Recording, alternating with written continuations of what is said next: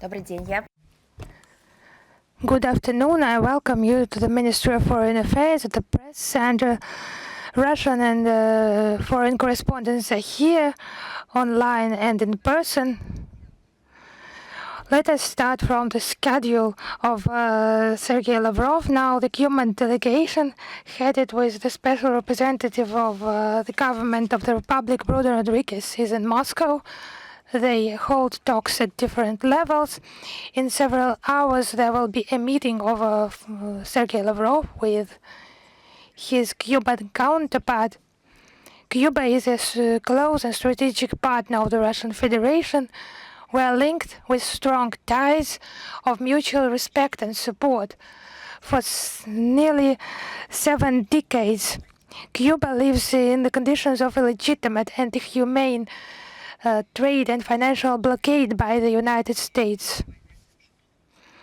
It is even more tough after the military action of Washington in Venezuela. There have been statements made by the Russian Foreign Ministry who are in solidarity with Havana in the conditions of this forceful pressure. We will further support the brotherly people of Cuba. I would like to announce that the talks will start with introductory statements. They will be broadcast in the social media accounts and Russian Foreign Ministry online resources. Now let us go on to international agenda, and I will start not with the issue of Ukraine, as according to our tradition, but the Munich conference that has caused a lot of feedback. It's actually regarding the security policy, but it's a deception because the title does not correspond. Regarding the organizers of this event, we have made our comments and we would like to provide our assessments of what has happened in Munich. It was the 62nd conference, so it has history, held starting from February the 13th in Germany. But the tendency is confirmed of the Munich conference losing its status as a platform for discussions on the problems facing the world. Before, it used to be a platform for dialogue. When countries of global majority and not of global majority came there, they had an opportunity to make assessments. But now the opinion, our country has its right for the opinion. The opinions are blocked or somehow erased. So literally, the dialogue was being destroyed before our eyes, and it was impossible to make a statement. It even came as far as noise. It was not something that was not allowed, but they just did not want to hear that. The organizers did not want to hear that and did not want others to hear that. Then it became some show, you know, just those passports, bricks that the Kiev regime brought, and they were not asked questions. And seriously, the curators of the Munich conference, they did not even try to talk to the Kiev regime. But now the situation went further, even better to say deeper. It was not only the basis, but it was time for this conference that allegedly deals with international security to talk about international terrorism that is now being developed and that just affects the European continent. And the Kiev regime is engaged in the spreading of weapons, illegally spreading weapons. It's just beastly corruption that nurtures all this terrorist, horrible tragedy for the victims. And for the Kiev regime, it's just a crime, actually a crime. So it's just a good occasion to talk about that. For decades, during the Munich conference, they discussed terrorism, they discussed ISIL and so on and so forth, but now nothing has been said seriously, even briefly, nothing has been mentioned. And the issue that is now seems to be just primary now, the Palestine settlement. It used to be of great interest to the West, but now such American initiatives, they could have been discussed, but no. So what was that? Well, this year we saw in Munich just disputes within the Western communities, so dialogue or political scientists representing different points of view in the world. We just saw the just internal dispute. And some time ago, it used to be aggressive with regard to other centers of power like Russia and China. Now it has turned out that they started to argue before the eyes of the surprised public. It was not a surprise actually for us. It was not surprising because we just predicted how the situation will develop. And the existence of this conference that will stage by stage abolish those principles on the basis of which it has been created. We were not surprised that in order to erase internal contradictions, the Western participants in the conference, they were looking for external enemies, not from the point of view of the analysis of the reality, but some commercial actions. Like some propaganda. When they found external enemies, they started to accuse them of destruction of the rules-based order so dear to European and American globalists that no one has seen, has witnessed, and it would be not a bad idea to formulate it somewhere.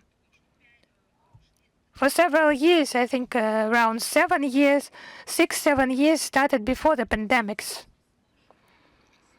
The Russian Federation, in all the levels, asked those questions regarding Western mainstream. What are those rules they want to build their order on the basis of what? We just softly and then more and more actively made hints that it will just fail. It's impossible to build on the principles they do not have any idea about themselves. Maybe only one rule, the rule of the right of the strong. Now in Munich, instead of saying that Russia, it was right, and the president of the Russian Federation just had warned us, and the Minister of Foreign Affairs of the Russian Federation also here at the Munich conference just lectured us on that, and we did not hear his lectures. And there is no rules-based world order. They're just like an Andersen fairy tale about a naked king. They saw themselves and they started to cry that they are naked.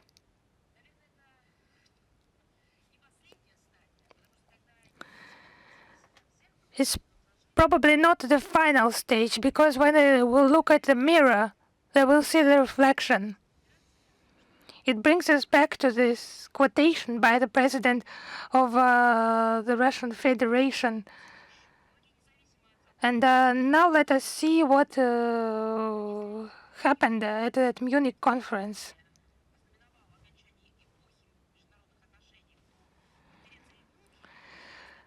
The forum in Davos marked an end of an era in international relations, and the Munich conference marked the end of transatlantic unity.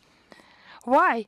We have mentioned that today because they quarreled with each other before the eyes of the global majority.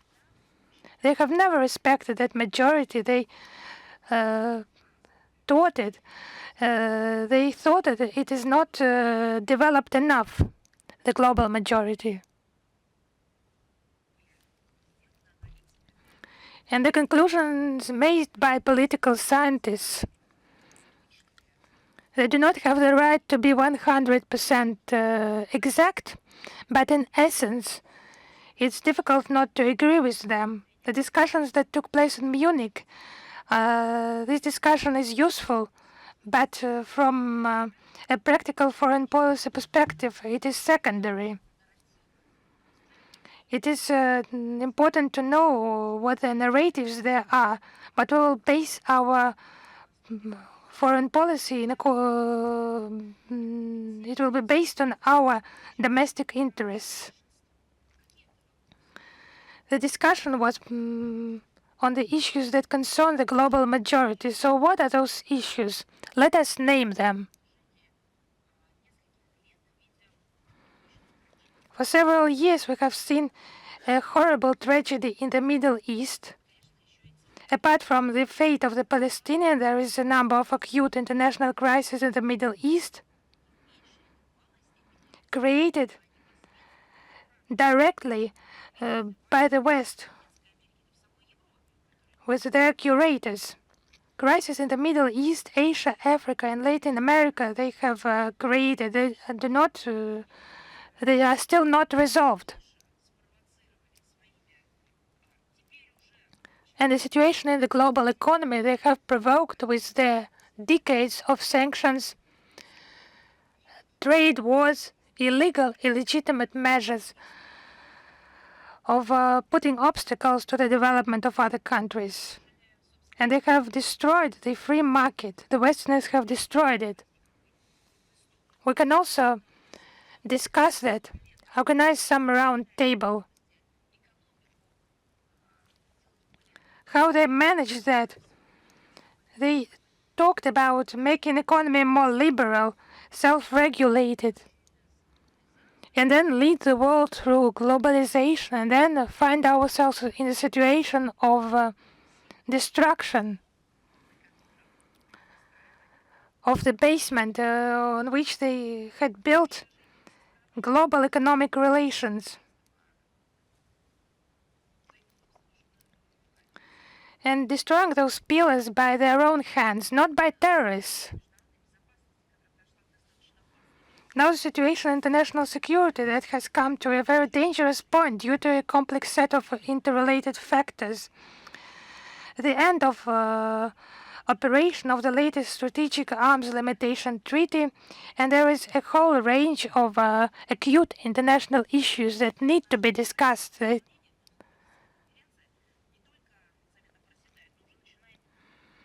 In terms of thematic content, the Munich conference, it's just very weak, and it is losing to such forums as the Sorobani-Yas forum in the UAE, the Antalya diplomatic forum held in Turkey, the Doha forum organized in Qatar. It's losing to those platforms. And I would like to also mention the St. Petersburg International Economic Forum that has become a universal platform where really global problems are discussed, as well as the Eastern Economic Forum and, of course, the Valdai Discussion Club Conference. So issues are discussed that are just in accordance with the current situation. And what we have witnessed during the recent Munich Security Conference, this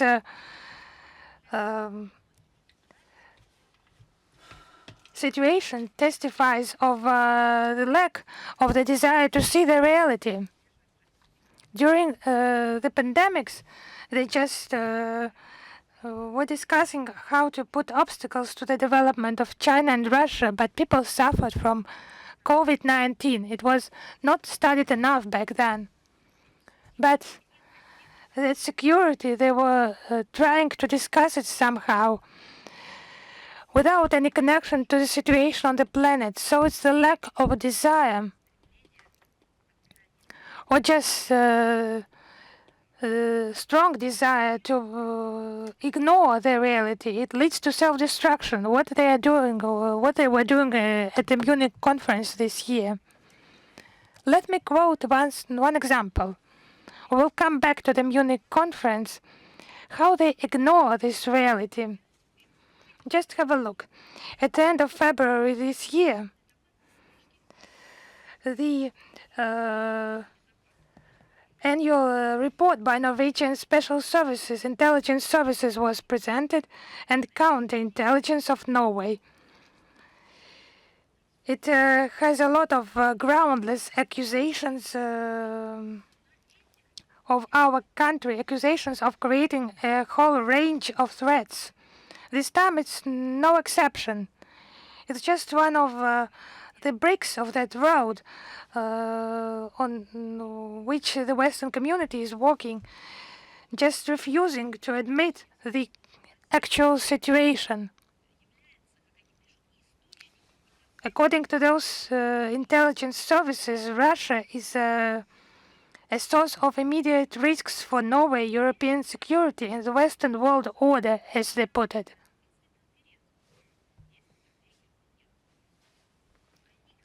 And during the Munich conference, also attended by Norway, they stated that their world order, rules-based world order, it does not exist. It just collapsed or was not built, because everything was given to the Kiev regime as assistance. And how is Russia accused of being a threat to Western world order? And them simultaneously stating that they have not succeeded in building that world order. So any reaction to just actual threats, there is no such reaction. For example, environmental threats, it's lacking.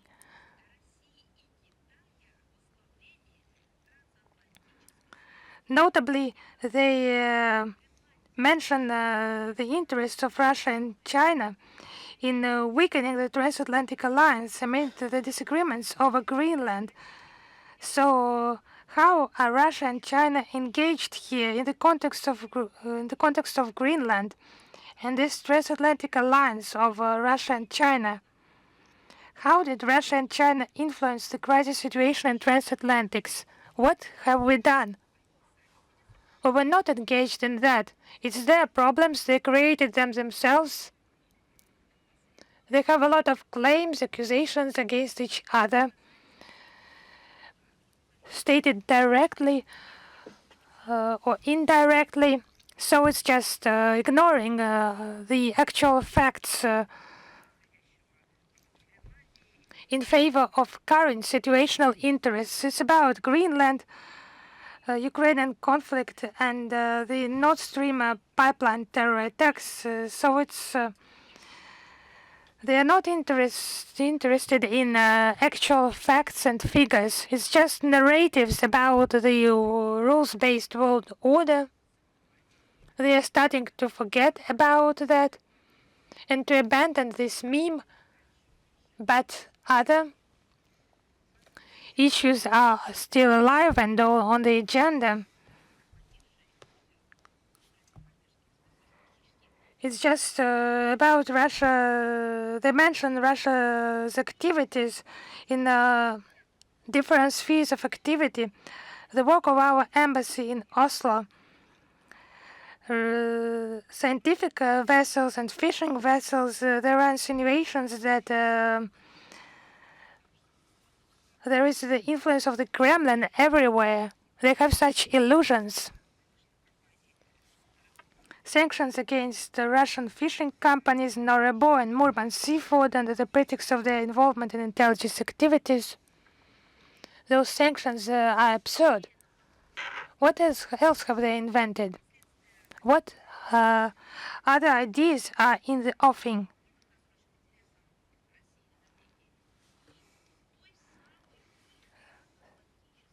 So Oslo's actions are not in accordance with the long-term interests of either Russia or Norway, and their centricity. It does not have any relation to the reality.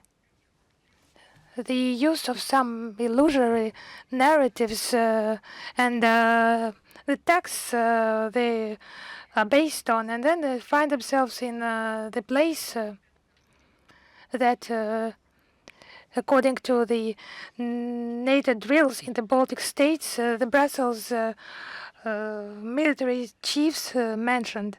And in this report, there are statements about the engagement of Russia. It's a very popular instrument of manipulation and intimidation of the population in Norway in order to justify their own problems or militaristic expenses, taxes, and expanding the powers of the intelligence agencies. So that's they are talking about it because they have been ordered by some of their curators or so-called allies in that transatlantic link. They just invent those statements that Russia makes them knows about Russia and China. So that's how the distorted reality is created with just illusionary threats, with aggressive plans that do not exist. So this illusionary picture is just stuck to the walls of the Munich conference on the issues of policy, security policy, in order for it to be more comfortable to state the end of the world order, the world order that is based on the non-existent rules. They just need to appeal to the issue of Russophobia in order to explain on the failures and the lack of logics in their actions. And now, at this moment, the Munich conference has become a parade of such ideas and tactics. And in the context of the issue of Norway and Arctic, we are against the escalation in the Arctic region and the preservation of this region as a space for international cooperation and peace. You know, we will come back to the issue of Munich. I would like to say a few words about the Arctic. There are a lot of statements about that, a lot of articles, comments, and our colleagues that just make confrontational statements. This region is used in their narratives as a conflict potential zone. Our counterparts, it's their habit already to justify nearly any actions by Russia, to qualify them as threats. So once again, in the context of what we have mentioned now, the reports of Norway intelligence services, the comments we have made, because the alleged Russian threat in the Arctic has been mentioned on many occasions in recent days. As a major Arctic power, Russia is interested in maintaining stability and peace in the Arctic region. This aim is enshrined in the concept of the foreign policy of the Russian Federation and other framework documents. It's our priority, despite any oscillations in the political situation. We are ready to maintain dialogue with everyone who is ready for constructive interaction in the Arctic region and to resolve the issues in the polar region. The cooperation with foreign states that is developed in the Arctic is not against any other states. Its target is the sustainable economic development, the improvement of life of the North, and concerns about the indigenous peoples. All those who are interested in the Arctic, I refer to experts rather than just fan lovers, they are aware of the fact that the attempts to blame Russia for this is unbiased. The development of the Arctic region is our legitimate right. The Russian infrastructure beyond the polar circle, including the military one, has long existed consistent with the current environment and plays an important role for defense and other purposes. We see that the bloc-associated discipline, or major, in fact, it's the command and administration of the NATO, and I refer to all NATO states, continue to build up its military presence, engaging the armed forces from extra-regional countries. Many drills are being taken, including against the false actor, and we know that it is Russia. So I think that the one who is to blame for all these actions are the Europeans and the Western countries themselves.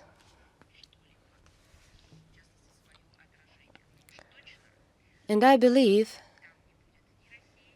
that it has nothing to do with Russia and China. It's not just a geographic part of Russia, but an integral part of the cultural identity of our citizens. It's a home to indigenous peoples of Russia who explored the polar circle region. And very soon we will have another occasion to remember about that. We celebrate the Arctic Day on the 28th of February. Russia supports the development of Arctic region, concerns about the well-being of its citizens and the environment. So any attempts to impede that process are doomed to a failure.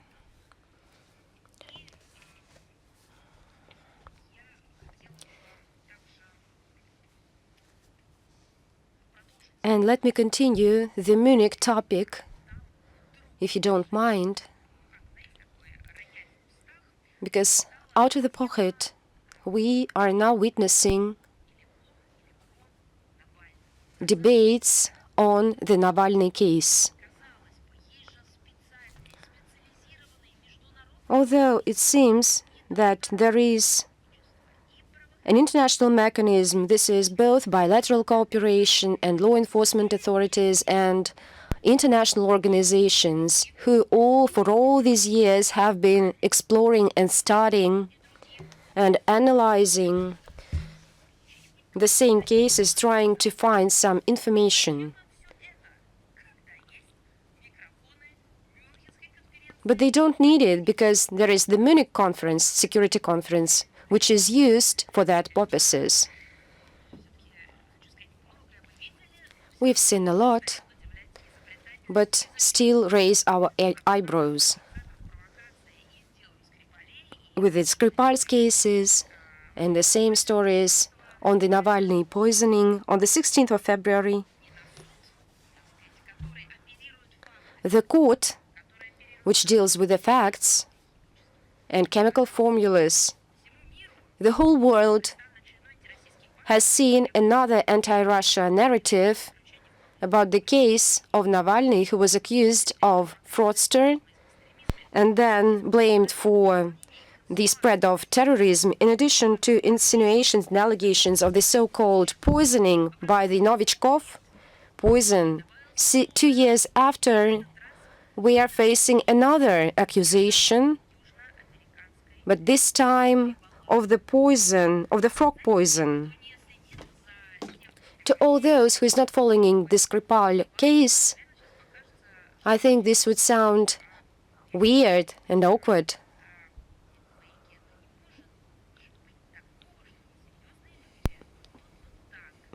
Because it's unbelievable that the serious experts would publicly flare up tensions in order to draw attention to the Munich conference. But let me remind you that there was this Skripal's code, there were lies. There was a lot of evidence near the lake where the Skripals was sitting. And so it's all one and the same story. This is the invention of the information agenda with such bright traps to attract attention of just the common citizens. They are referring to some chemicals, formulas, labs, analysis, OPCW. It's all this is the concern of the experts. And the Western countries are right now trying to engage all other common people. And it's simple here. The authors of these scenarios, yet two of them, bet on triggering another primitive anti-Russian narrative in order to flare up the anti-Russian narrative at the Munich conference. But their fantasies and their delirious mind conceal a history-long experience of the British colonizers. And this expels just surprise. And we need to offer a plausible explanation. But right now we see that this Russophobic campaign is beyond any reason. And we have already mentioned it during this briefing. We hope that these states, the request of the OPCW, will be responded in an adequate manner. Let me recall you that the Russian Federation for many years has been waiting for the response from the UK on the outstanding issues on the Skripal's cases. For example, in September 2018, Foreign Office informed our embassy about the denial of our request submitted by the Prosecutor General's office, request for legal assistance. And since the provocation, and that's how we view it, Salisbury provocation, the embassy of the Russian Federation in London sent over 60 diplomatic notes to the Home Ministry of the UK. 60 requests have been sent. And I cited you the figures that are based not on the comments or briefings or some messages or social posts. These are official requests to the Home Office of the United Kingdom to submit any information on this regard. So these, our requests, I would call them so, because they were very substantial documents. We showed our intention to cooperate and engage on this topic. Many of the questions we raised have not been responded yet. On some points we were just brushed off. The same situation with the previous scenario with Mr. Navalny. Our numerous requests to the countries complicit of this provocation, as well as the technical secretariat of the OPWC, sent by the Prosecutor Generals and the Minister of Foreign Affairs of Russia under Article 9 of the PCW, and they were submitted under the legal assistance request under the European Convention 1959. They were not responded, all of them. Likewise, the principal question on whereabouts and how, beyond the territory of Russia, the biomaterials of Navalny ended up in having the traces of the substance found by the German chemists, unknown specialists from France, Sweden, which were studied by 2 relevant labs selected by the OPWC Technical Secretariat, whose flag is concealed. And I wonder, and I think the whole world is wondering,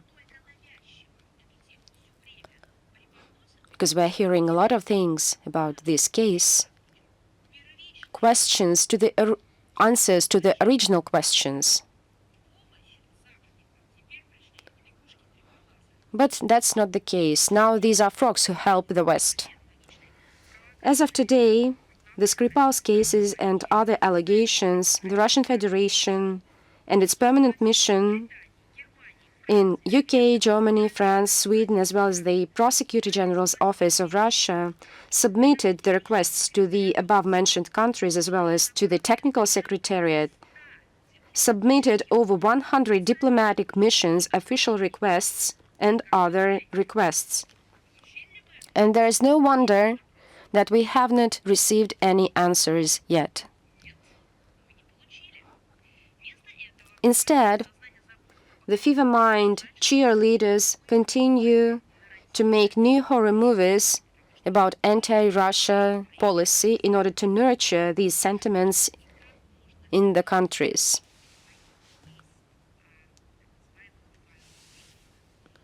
And I wonder, and I can cite the Epstein files with the horrible crimes, and they concealed it. I know that they have a well-made and invented story of the Skripal's cases and the tool they used to use.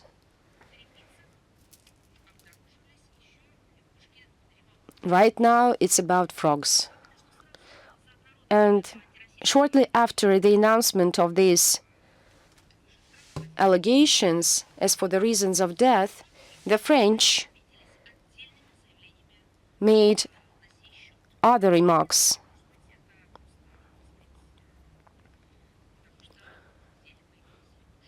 And I think that's because there are frogs that are connected with this case. The Foreign Minister of France, Mr. Barrot, went even beyond, claiming that our country is ready to use bacteriological weapon warfare against its own population.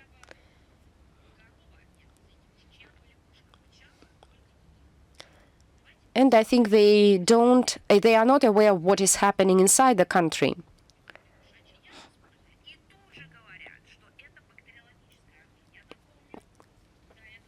Here, they all the time claim that it's bacteriological weapon. And let me remind you that before that, they referred to chemical weapons. And right now, it's bacteriological warfare. If you don't mind, I'll answer to all these messages in the social media. I think the top officials of France. The French foreign minister must be recalled the story of his own country. The case of poisons has become the most outrageous and high-profile cases of the Louis the XIV. Back then, a network of fraudsters was acting at that time who supplied poison to rich women who wanted to kill their own relatives or husbands. And we know how such ladies in Paris act against their own husbands. These poisons back then was called as the substance of heirs because they were used in order to get money and the heritage. A special chamber and court was even established to investigate into such cases. Dozens of people were blamed for that. and sentenced to death about 400 people, including a famous lady, one famous lady in France. It became a tool to fight and led to the hysteria. And Louis XIV ordered to destroy all the documents with poisons. 150 years later, France has witnessed a process which has become very famous. In 1840, a young woman, Marie Capet-Lafarge, was blamed for poisoning her husband with another substance. The story was internationally known. Why? Because the process was written all across the world. Why? Because for the first time in toxicology, it was the main instrument of the testament. The defense argued the analysis. And this case has become a milestone in forensics, medical forensics, and that was the start point of the scientific base proving the poisoning. Tell me, please, and I wonder, if in 1940 in Central Europe, and particularly in France, this method of scientific evidence was chosen, we can remember it right now and wonder, where are these formulas? So just a common person makes his blood test, providing material with a stamp, all the relevant documents, on the medical documents with all the names on it.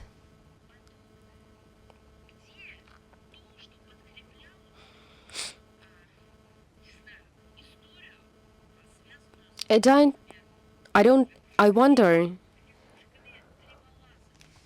what's the point here? It has nothing to do with all those frogs poisoning.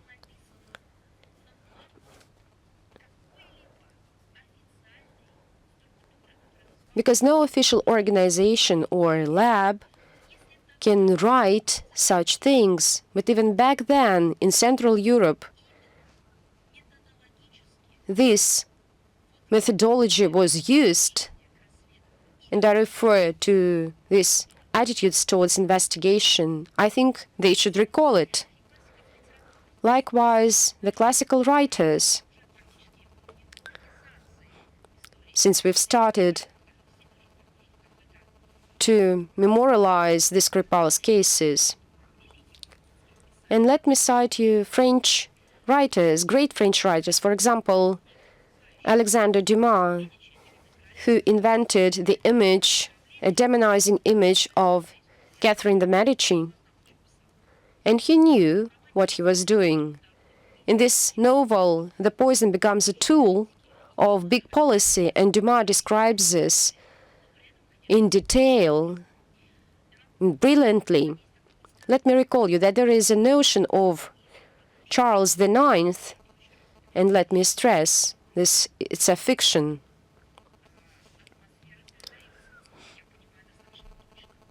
But reflects. René, listen to me. You poisoned with your gloves the Queen Navarskaya. You poisoned with the smoke of the lamp the Prince Parsin. You tried to poison with the apple Prince Condé. And these are quotes from the novels of Dumas. But the well-known doctor, he's not a writer but a doctor, the doctor Ambroise Paré viewed that all the perfume, gloves, and jewelry and cosmetics made by the royal masters had poison in them.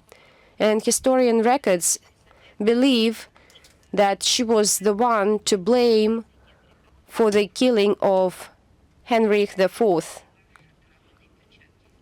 who was offered poisoned gloves. So when next time the French Foreign Ministry wants to talk about poisoning, I think they'd better start about their own history, the history of France. And right now we will switch to the situation in Ukraine. Recently, it has been 12 years since the tragic events whose main point was the anti-constitutional coup d'etat in Kiev.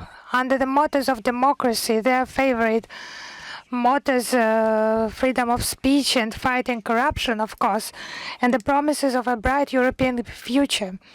The crowd of strongmen, of militants, radicals,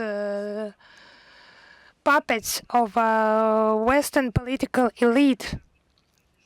This crowd of radicals manipulated by the West has replaced the legal authorities. And what was the end of that, and what is the continuation? I think I do not need to repeat that. We see that every day.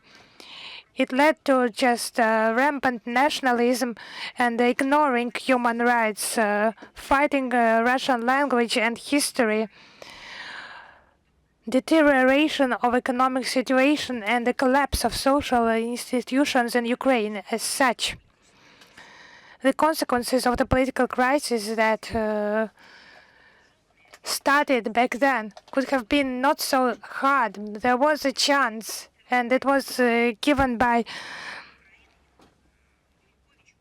the document signed in 2014 with the mediatorship of Germany, France, and Poland of the agreement that envisaged constitutional reform and immediate presidential elections. Its implementation could have provided, and nearly all the political experts say that, could have avoided those tragic events. But the idea of those mediators, it was different.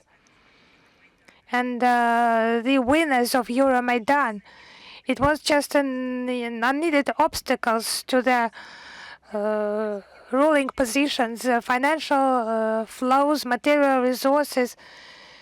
It was just connivance of Western guarantors of the agreement. The US, the EU, they just did not even try to correct those opposition figures and to demand the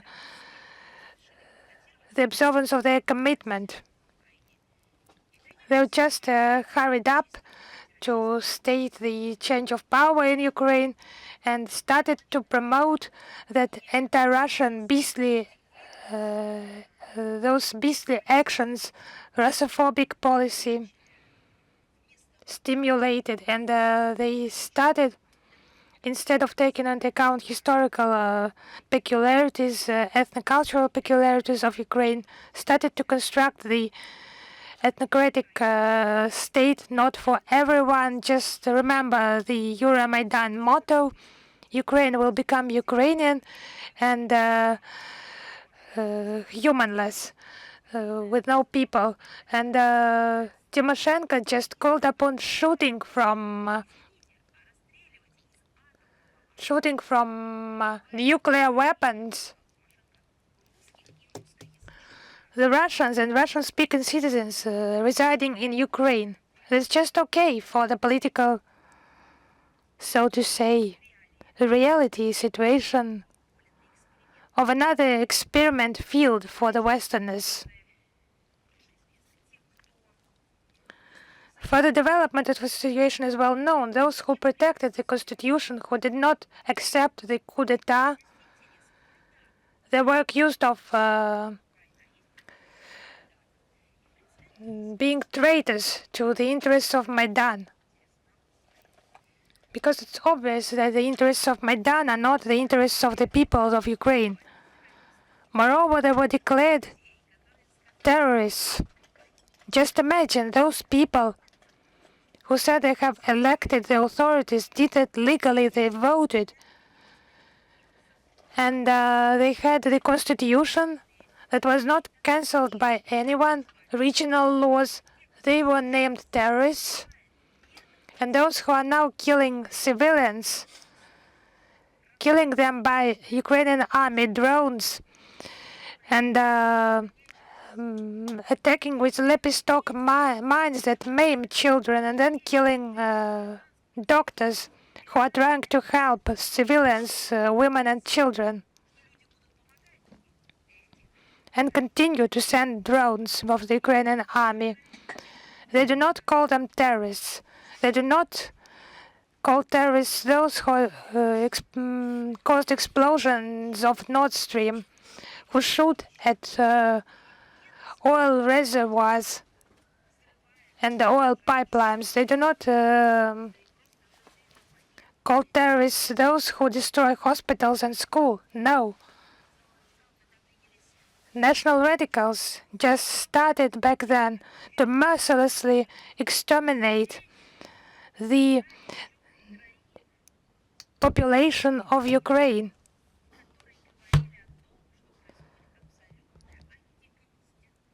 Because they are talking about anti-constitutional actions in Ukraine. Because those people, they stood for the preservation of the constitutional order.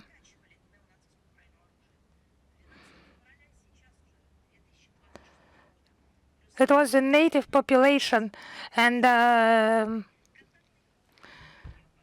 was another meeting of the contact group within the Rammstein format for defense cooperation with Ukraine under the chairmanship of Germany. It was just false accusation against our country for this catastrophic situation of the civilians in Ukraine, and supporting those Ukrainian army soldiers who kill civilians, just facilitating terror attacks against civilians. The Pentagon had ignored that meeting again, but it was the first event for new Ukrainian Defense Minister Fedorov, who provided a long list for the supplies of long-range missiles, different munitions, and so on. As a result, the Europeans, despite the exhaustion of their own stockpiles of weapons and poor economic figures, offered military aid of $35 billion to Ukraine. The main sponsors of Ukraine are Germany, Norway, $7 billion. And they needed those reports against Russia for that. Sweden, that will pay 3.7 billion euro. Britain, 3 billion British pounds. It's a modest support in comparison with Sweden and Norway. Denmark as well, among the leaders of military supplies to Ukraine.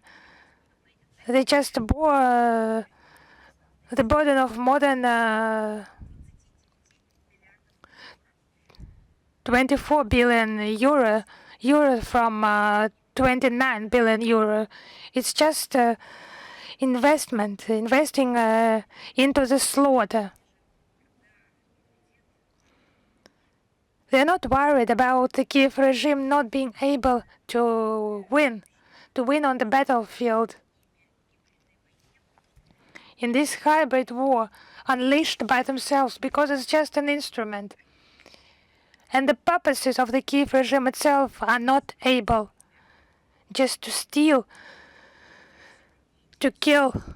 It's not of interest to them. The aggressive purposes of Rammstein and similar gathering, it was stated by Rutte. He said that the support to Ukraine should go on despite the peaceful negotiations, and the alliance believes that it is necessary to further strengthen the Ukrainian army military potential in order to put obstacles to Russia. And now let us remember, back then they demanded a ceasefire. The Westerners requested a ceasefire from Russia, and now they are talking about supplying weapons to the Kiev regime despite peaceful negotiations. They just aim to continue the slaughter, the hybrid war, and someone steals, someone just enjoys the killing, someone just explaining to their own voters why it is the case and why those problems have appeared. So it's NATO Munich Security Conference. I will just not provide more details because I think it's already clear. But former Western politicians, they highlighted that the militarization of Ukraine and the EU will continue despite the dynamics of the settlement. So the question is, what about the settlement if despite its progress and dynamics, the slaughter will continue with even more zeal, as we understand now from their aspirations. And now we see who wants peace and who does not want that, who's never wanted it. And that confirms the lack of interest of the British EU war party to search for the end to this conflict. So it's just beastly statements by Zelensky himself. He thanked the EU members for the so-called military credit of 90 billion euros, and he called upon them to continue their actions to supply funds to the Ukrainian army and weapons. And he said that he will not take into account any losses. Just imagine his election program, if he is to participate in elections, or will continue to implement this offer of the West despite any losses. So who will vote for him? At least one vote. So he does not need any elections just to swear allegiance before those allegiance until the last Ukrainian, before those who provide funds for him. And who needs to continue this bloody corruption scheme, taking into account that hundreds of billions of funds have been allocated these years, but a fact remains a fact. During the Munich conference, he mentioned his intention to monthly kill 50,000 Russians.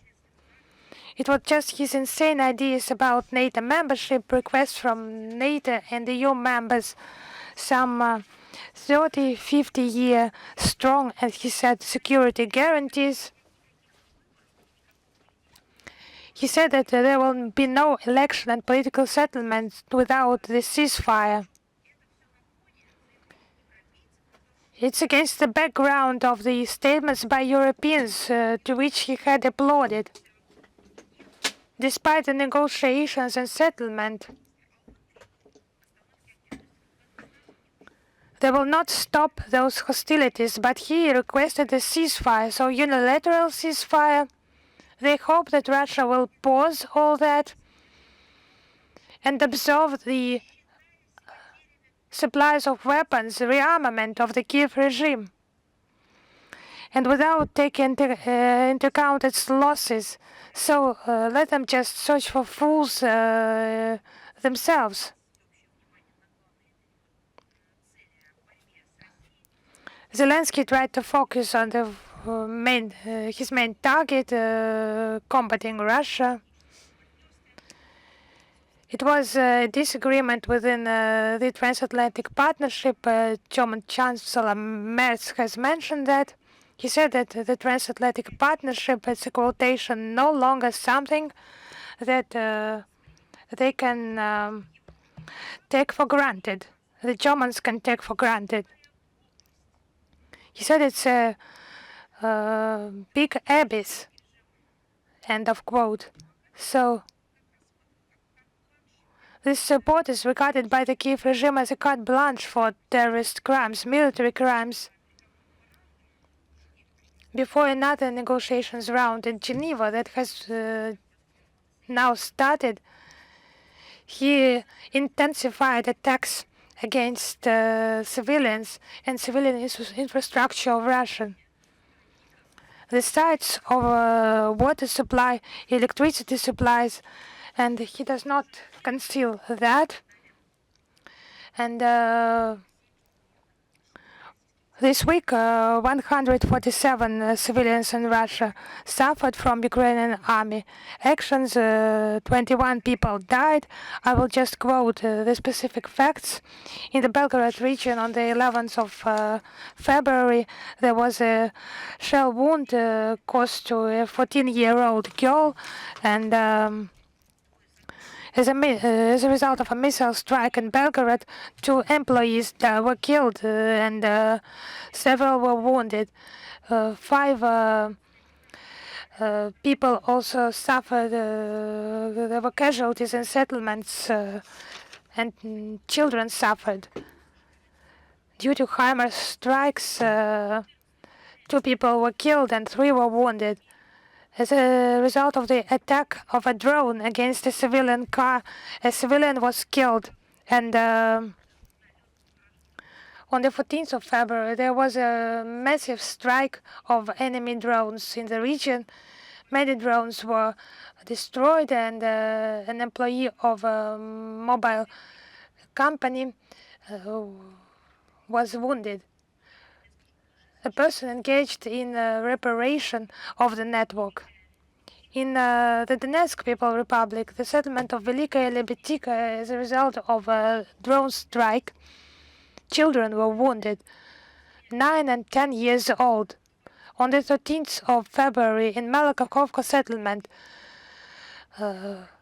passenger cars were struck by drones and 14 people were wounded.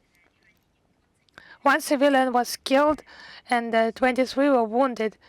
Also, a 10-year-old girl, Volgograd region, a house was struck, a house of a big family with many children. A 12-year boy was wounded.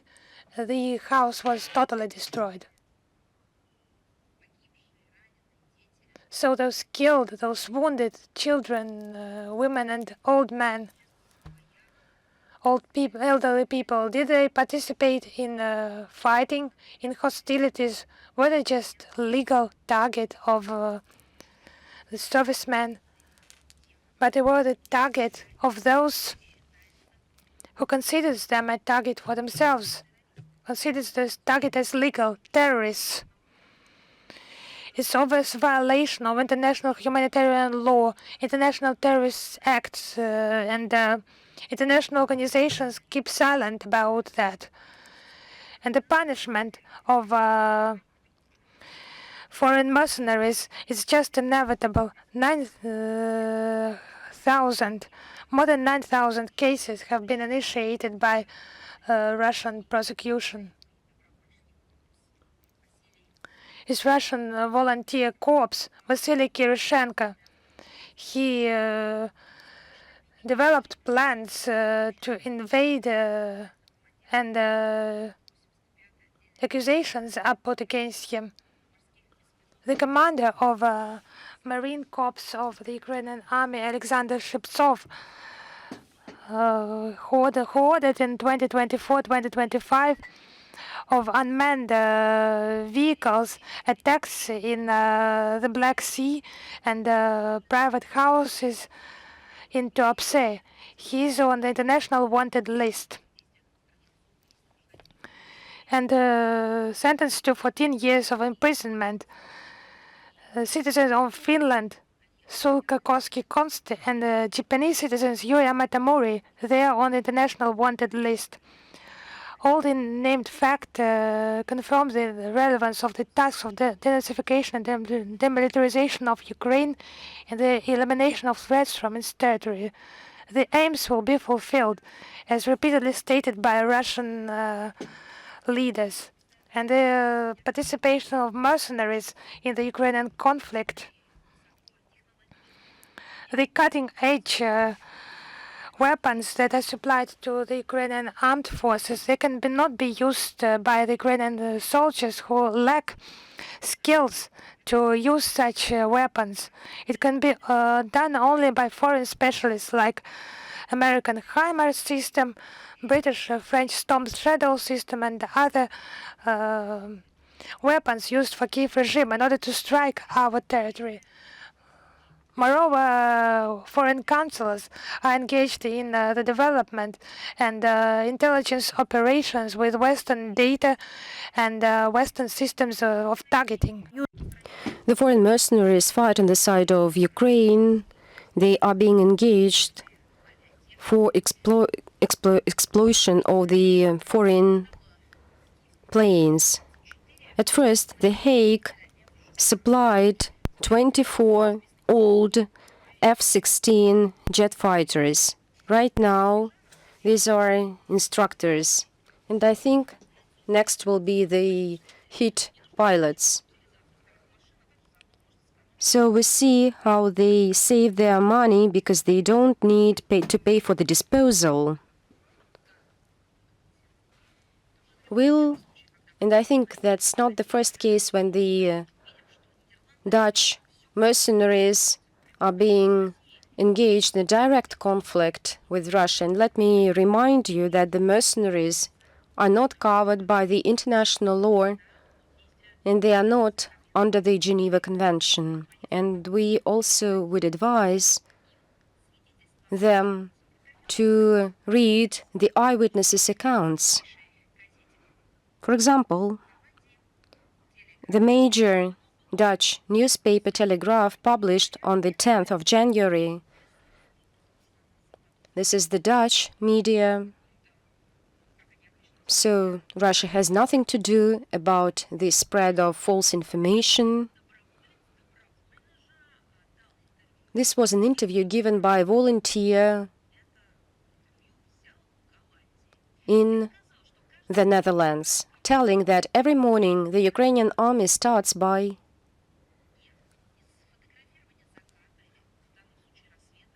not by photos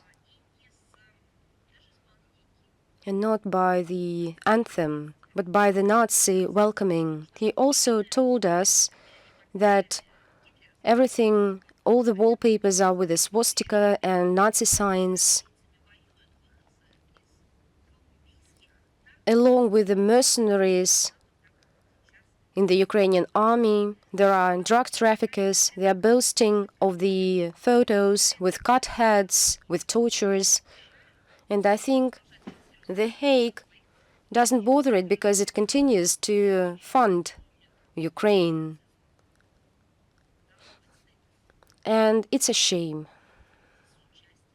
for the complicity, because all the Dutch citizens are paying taxes in order to fund all these massacres and atrocities. So in this regard, let me recall that any foreign mercenaries, the so-called presented in Ukraine, who are participating in the hostilities against Russia, are becoming a legitimate military target, irrespective of their jurisdiction in Ukraine. I think they won't be given any mercy. And this interviewer, not in the mass media, as I've already mentioned, in the European mass media, in the NATO mass media,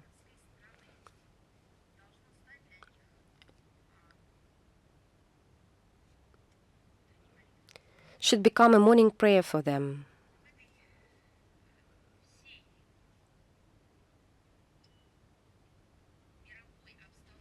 And all this global environment has those who receive salaries, and I refer to international officials, who should have become a voice of reason. They should have become some wise men, advancing the knowledge and the truth on what is happening in Europe and how to settle it.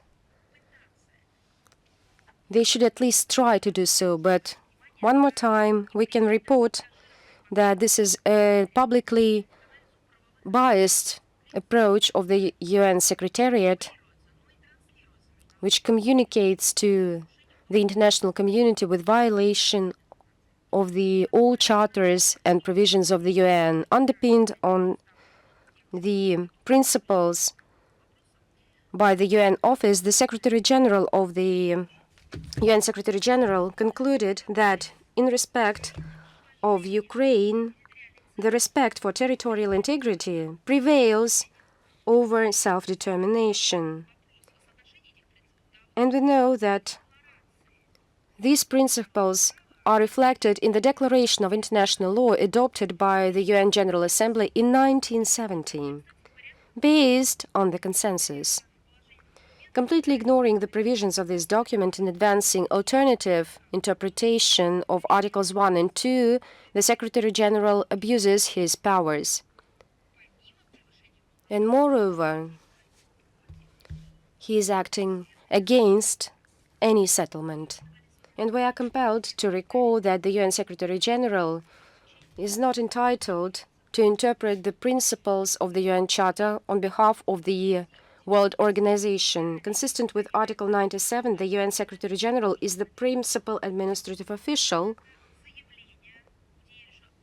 and while his statements, the statements of Guterres, are beyond his administrative mandate. So we see a clear violation of Article 100, which states that Secretariat should keep the principles to neutrality, impartiality, and objectivity, and act for the benefit of all the state members.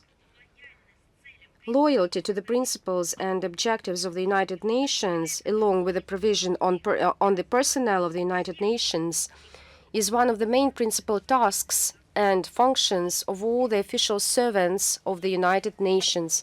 Loyalty to the UN nations and to its principles, rather than to the state or group of states. Nevertheless, Mr. Guterres puts himself above his employees and above the member states. His statements are inconsistent with the principles, targets, and objectives of the United Nations, which are to settle and prevent conflicts, but hinder their implementation, compromising the authority of the United Nations. I think that these statements reflect some personal perspectives of the citizen of Portugal or the official policy of the government, rather than the position of an official of the United Nations. And once he is still the UN Secretary-General, we would advise him to leave his own mind behind and behave professionally, consistent with the documents which regulate his mandate. Yet another topic. We mentioned the intentions of Tokyo to join the NATO mechanism of procuring military equipment for the Kiev regime. Although the Cabinet of Ministers denies any final deal, we believe that this decision is highly likely based on the stance by the Japanese government on the situation in Ukraine. We highlighted on previous occasions that inclusion of Tokyo to anti-Russia initiatives is not conducive to the settlement of the crisis. Moreover, it only flares up the conflict. The equipment that will be supplied with the Japanese money will become another legitimate target for the Russian army. Moreover, these actions will complicate the Russia-Japan relations, which have already been significantly cornered. Another topic, and I'm talking about Moldova. We've got a lot of questions, and taking into account that the Moldovan authorities continue to aggravate the situation. On February 13th, the President, Maya Sandu, at the 62nd Munich conference said that at the September parliamentary elections held in 2025, Russia was claiming that if the Moldovans do not vote for the pro-Russian forces, and then I quote, Moldova will follow the same example as Ukraine. And let's face the truth. Indeed, the situation in the country has become deteriorating since late 2020, when the anti-Russia party came to power. But Chisinau lives in a distorted reality, which follows a Russophobic policy which polarizes the society and undermines the sovereignty of the country. Let me cite a couple of examples. The government continues to play with the Kiev regime. On February 11th, the Parliamentary Commission on Foreign Policy and the Euro-integration of Moldova blessed the bilateral deals on reconsidering the agreement on military and technical cooperation with Ukraine. With whom? And guess whom? With Ukraine. This deal is of 1993. The Moldovan officials claim that this document provides for studies on exploration, cybersecurity, logistics, and current technologies, modern technologies. The Republic, there was an outrage in Republic. People are wondering about the root causes of such actions. Such a revision of the legal framework with a state which is in conflict, and it is highly likely that this agreement hides something. And the citizens are waking up to an idea that they don't know the truth about this. And this can become yet another step towards engaging Moldova into hostilities. The Orthodox Church is being discriminated as well in Moldova, which is being so widely practiced in Moldova. For over several weeks, the parishioners of the Orthodox Church in the Derineo settlement are trying to prevent its transfer to the Bessarab metropoly of the Romanian Orthodox Church. The media report that this decision on changing the jurisdiction of the church was adopted by the Supreme Court of the Republic. Right now, many countries go to court not for settling a legal dispute concerning the property or some copyrights or property, but go to court in order to make the believers to change the religion or their beliefs, to divide and to rewrite and to change the cultural identity. I've heard and read historical accounts, but I believe that these times have already gone.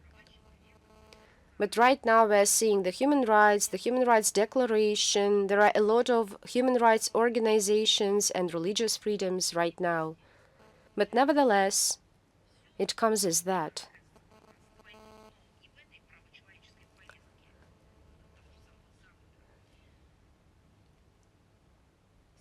By the way, many people are saying that this decision to change the jurisdiction of the Church was adopted by the Supreme Court of the Republic, and these signatures were forged. The Moldovan government continues to cancel Russian culture, and the media reports that the textbook on Romanian, and this is the Moldovan language, and literature for the second grade, the novel on the fisherman and the fish, they claim that this was written not by Alexander Pushkin, but by Helena Gerber, the American citizen. And I'm speechless here. The government publicly glorifies the Romanian collaborators, and open sources claim that the school calendar contains the date of birth of the former Prime Minister of Romania of 1937 and 38. This Prime Minister, Octavian Gorgi, stripped off the citizenship of almost 25,000 Romanian Jews. And these anti-Russian narratives are being advanced by the Moldovan authorities, which impact the nation and the people of Moldova. So we mentioned religion and beliefs. Many countries have institutions which deal with and prepare reports on the rights of the believers, and there is such an institute in the United States as well. The administration draws significant attention to the Orthodox Church, and intensification of the church question is in line with the mobilization of the US, preventing to spread the neoliberal values which the Biden administration prolonged and advanced. Instead, they use the religion, they weaponize the religion. And the assessments with religion in various states released in the reports of the United States State Department and NGOs, the Commission on Religious Freedom, the Commission on Security in Europe, the International Alliance for the Freedom of Alliance, are very biased. And these reports on freedoms, religious freedoms, are distorted or completely ignored. The support of some ethnic groups in the Middle East comes along with cherry-picking criticism of those governments and the governments charged with discrimination of religious minorities. An illustrative example is the pressure exerted by the US on the Nigeria's government, and whose efforts to fight religious intolerance were just ignored. As for Russia, the UN reports systematically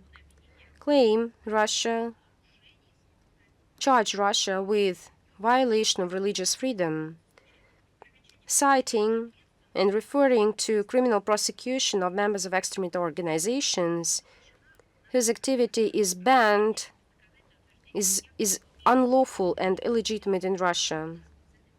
They also spread unjustified allegations on religious rights violations. But as for the crimes of the Kiev regime against the Russian Orthodox Church and the clergy,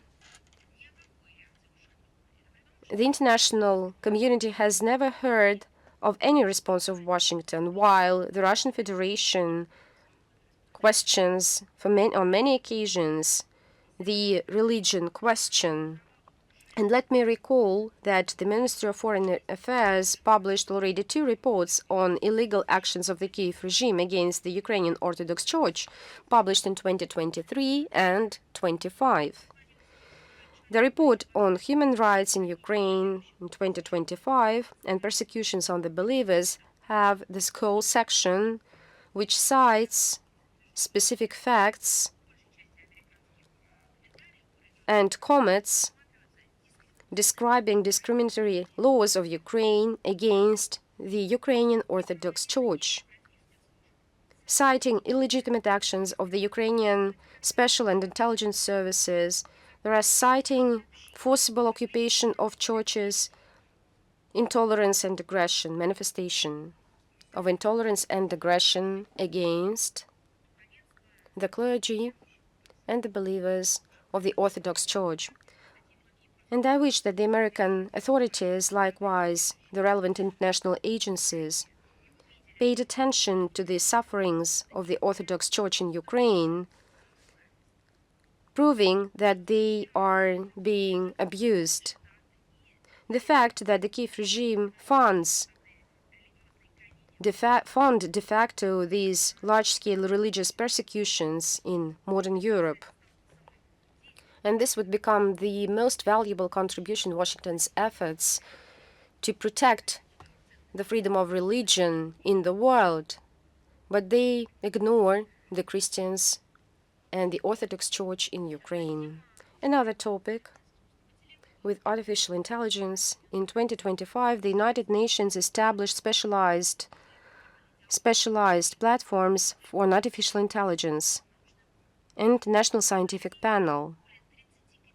Over 30 candidates with the relevant expertise on AI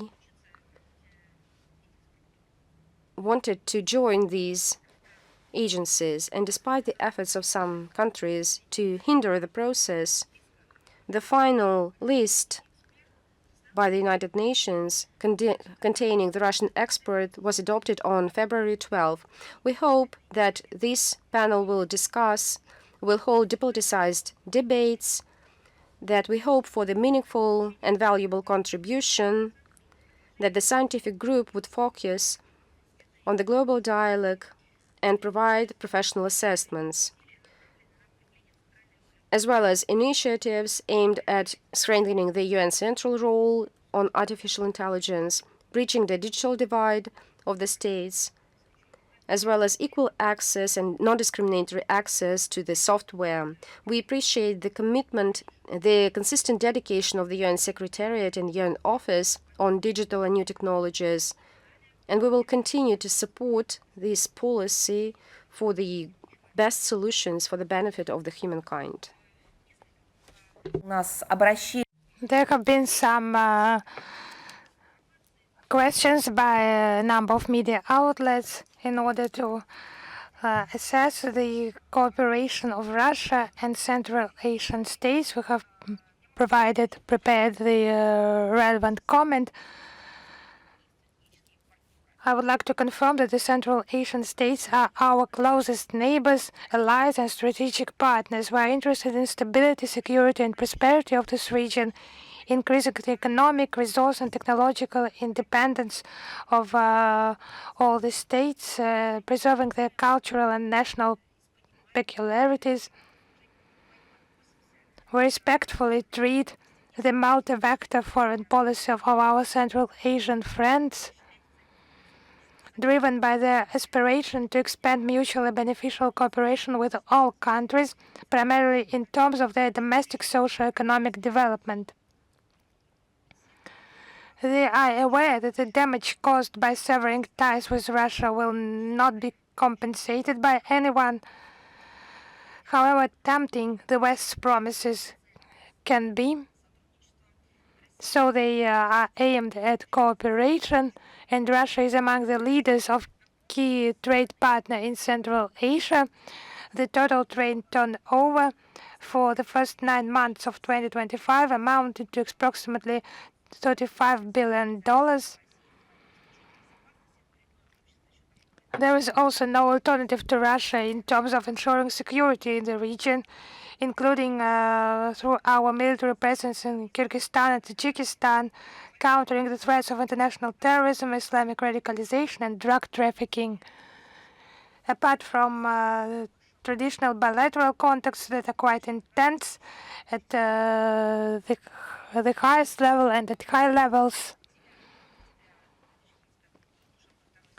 On the 9th of October, the second Central Asia-Russia summit was held in Dushanbe.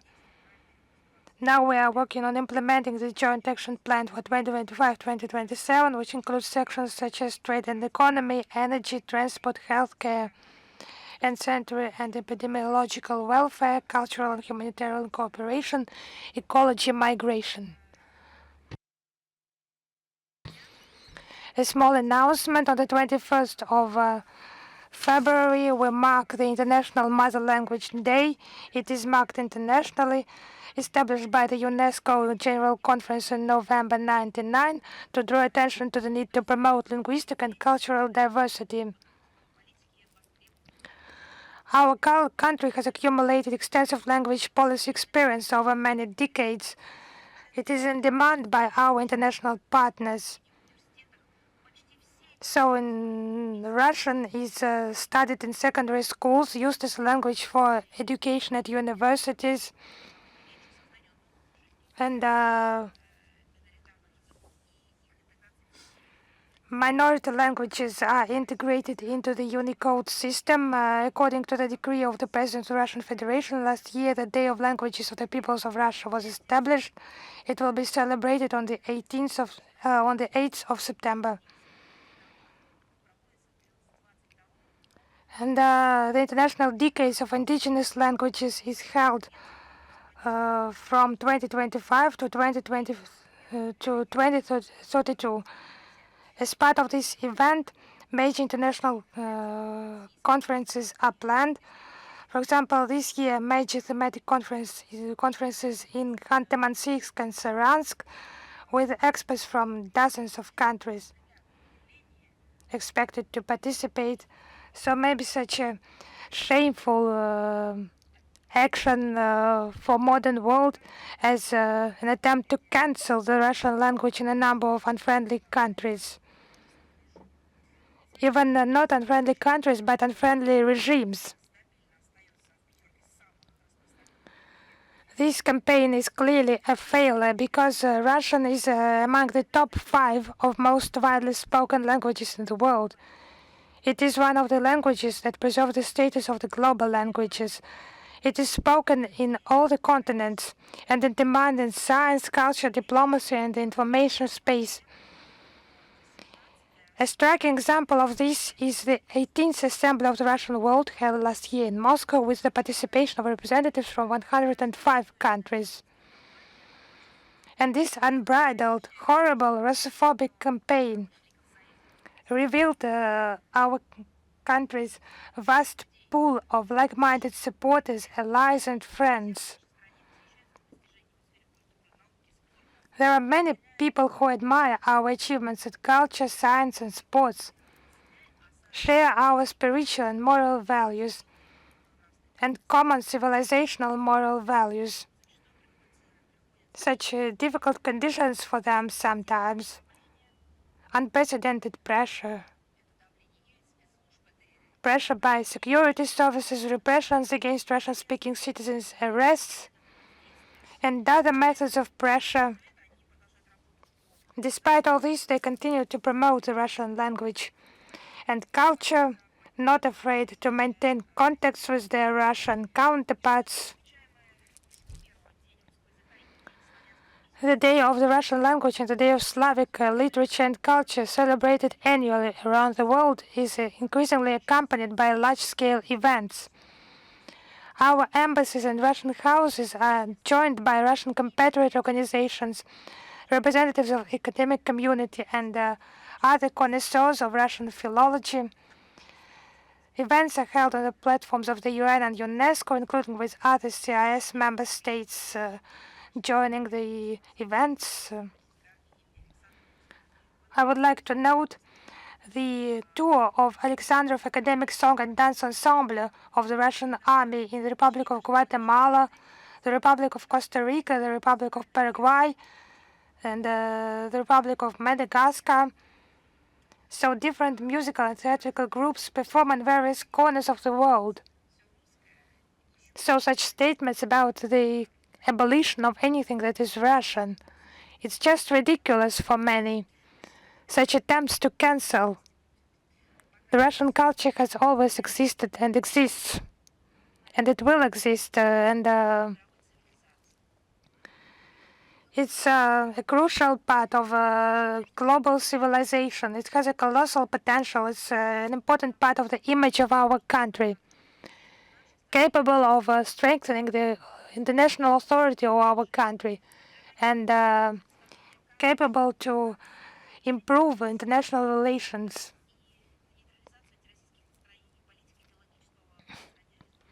So it's important for us, the residents of Russia, and important abroad, for people abroad. It's not liked by everyone, but they will tolerate that because the destructive logics, this aggressive nationalist ideology, they will fail.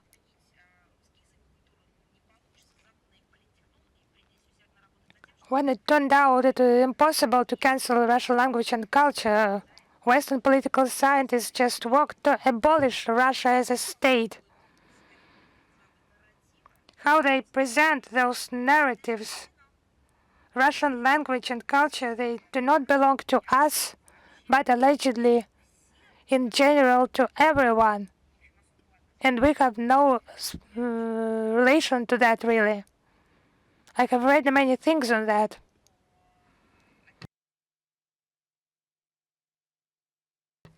Like separate the Russian culture, the Russian language from the Russian Federation. If they have not succeeded to abolish that, and the Russian Federation allegedly needs to be cancelled, denigrated, and so on. It's just absurd, ridiculous, silly, and it's doomed to fail. And we will further protect our culture, our mother tongue, our language, and we are ready to provide education, to teach everyone, and to present our richness in this area. So I'm ready to answer your questions. Is International Life with us? Yes, hello, Madam Zakharova. I would like you to comment on the recent publication of BBC Corporation at the end of January this year. It's about some leak. Russia allegedly using Interpol's wanted list to persecute critics abroad. How would you comment on this publication? Unfortunately, BBC does that often. It's spreading disinformation, I mean. It's another testimony of the British media outlet accusing Russia allegedly of some abuse, like abusing the International Criminal Police organization, better known as Interpol. Let us have a look at the reality. I have seen those reports by the BBC. I have read something like that before. And why they start to provide such disinformation, we have seen that many times. We have understood the system. In 2018, the same media outlets started smearing Russia when a Russian candidate was close to winning the Interpol presidential election. After some period of time, the British Home Secretary even called on countries to expel Russia from Interpol. It's a clear connotation with some political order by Britain, and the BBC just serves this order.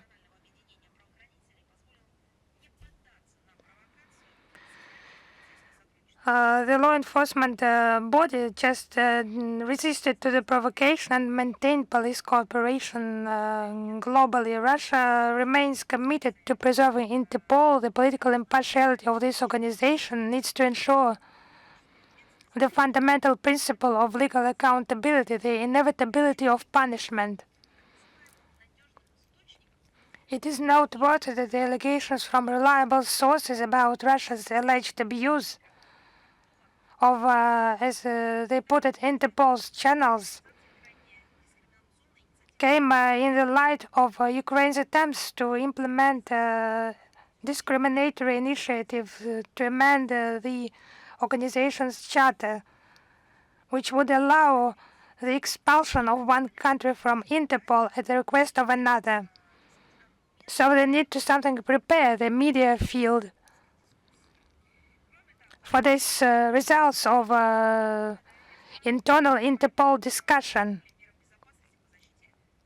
So such leaks about measures in Interpol regarding personal data and protection of sensitive data. Interpol needs to conduct the relevant investigation if the facts of unsanctioned revealing of information are confirmed.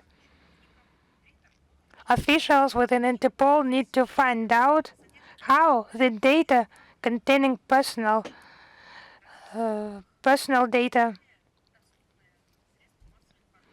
of those who are on the wanted list became available to the media without the consent of the countries that initiated the search.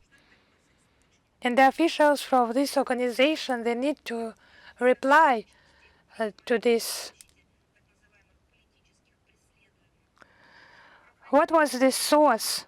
How to protect from such so-called political prosecution?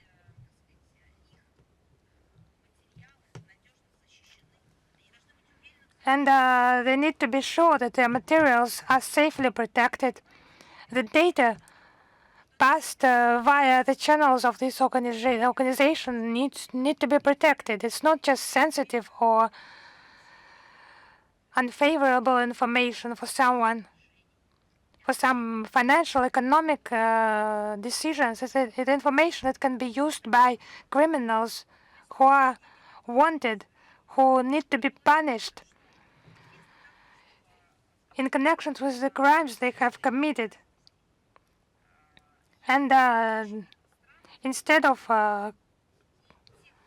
implementing its direct obligations, there are countries that just undermine the safety of the structure and are against its interests. There is just another question, but is it really for all the Interpol member countries fighting crime? It's the main task as requested by charter, by its charter, Article 4, Article 2. So they just can pose a threat to this 100-old organization and undermine trust between law enforcement officials all over the world. So if all the countries unite in order to fight crime, but some country, but we see where it's leaking from the BBC all the time. This data security issue, it does not concern them. So we call upon Interpol to conduct an appropriate investigation, to take measures in order for such events not to be possible in the future, and to work with Russia in order to solve this problem. And this work also needs to be conducted in interaction with Britain. Thank you very much. Thank you. Is Izvestia with us? Yes. Hello, Madam Zakharova. We have 2 questions today. The first one, how would you estimate the statements by the head of European diplomacy, Kaja Kallas, that member states are not prepared to set a specific date for Ukraine's accession to the EU? Could the need to do a lot of work refer to new contacts between the West and Russia? So I do not know if any statement by Kaja Kallas need to be studied so attentively and commented It's just contrary to her mandate, and maybe just her mandate needs to be rewritten, the name of her post, and the EU to abandon the entire entire concept of diplomacy and say that it's just the position of one person, because she represents the EU countries. That's her mandate. But every time those statements are more and more silly, actually.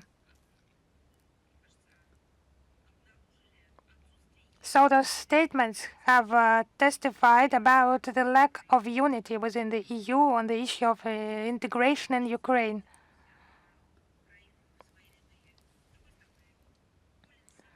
They just want to accept Ukraine, but it's too costly for them. They understand how much it will cost them, primarily financially.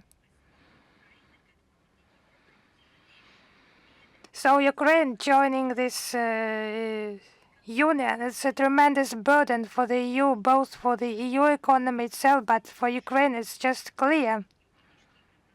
To pay for the geopolitical games of Brussels, it will be for the citizens to the detriment of their own welfare.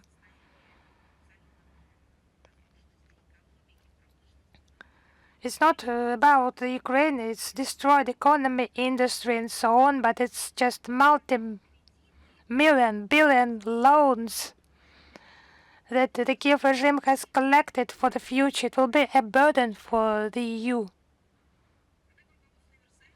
However, the EU heads persistently conduct Ukraine along this way, the Euro integration way, whose purpose is allegedly Euro integration, and it is done just for their political ambitions, to satisfy them without taking into account the real situation, just to engage, not integrate completely, but to do it halfway. It's needed for their political situational interests. The European countries and capitals are aware that Ukraine is not ready to join EU, irrespective of the efforts of the Europeans to engage Ukraine into EU. But the current situation in Ukraine, and I would like to enlist, these are the human rights, which are the core interest of the EU: corruption,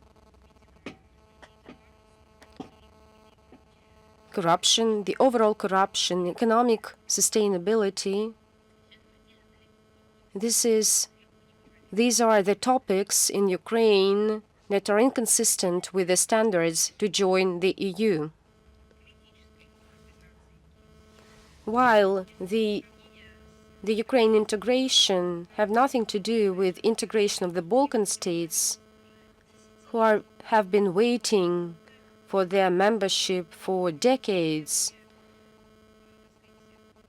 They've done loads of work in order to join EU.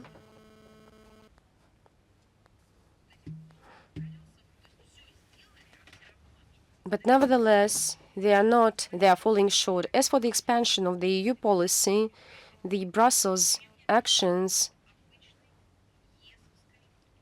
is just the EU policy tactics towards other countries, candidates, who are first being attracted on the some prospects, good prospects, without any promises, demanding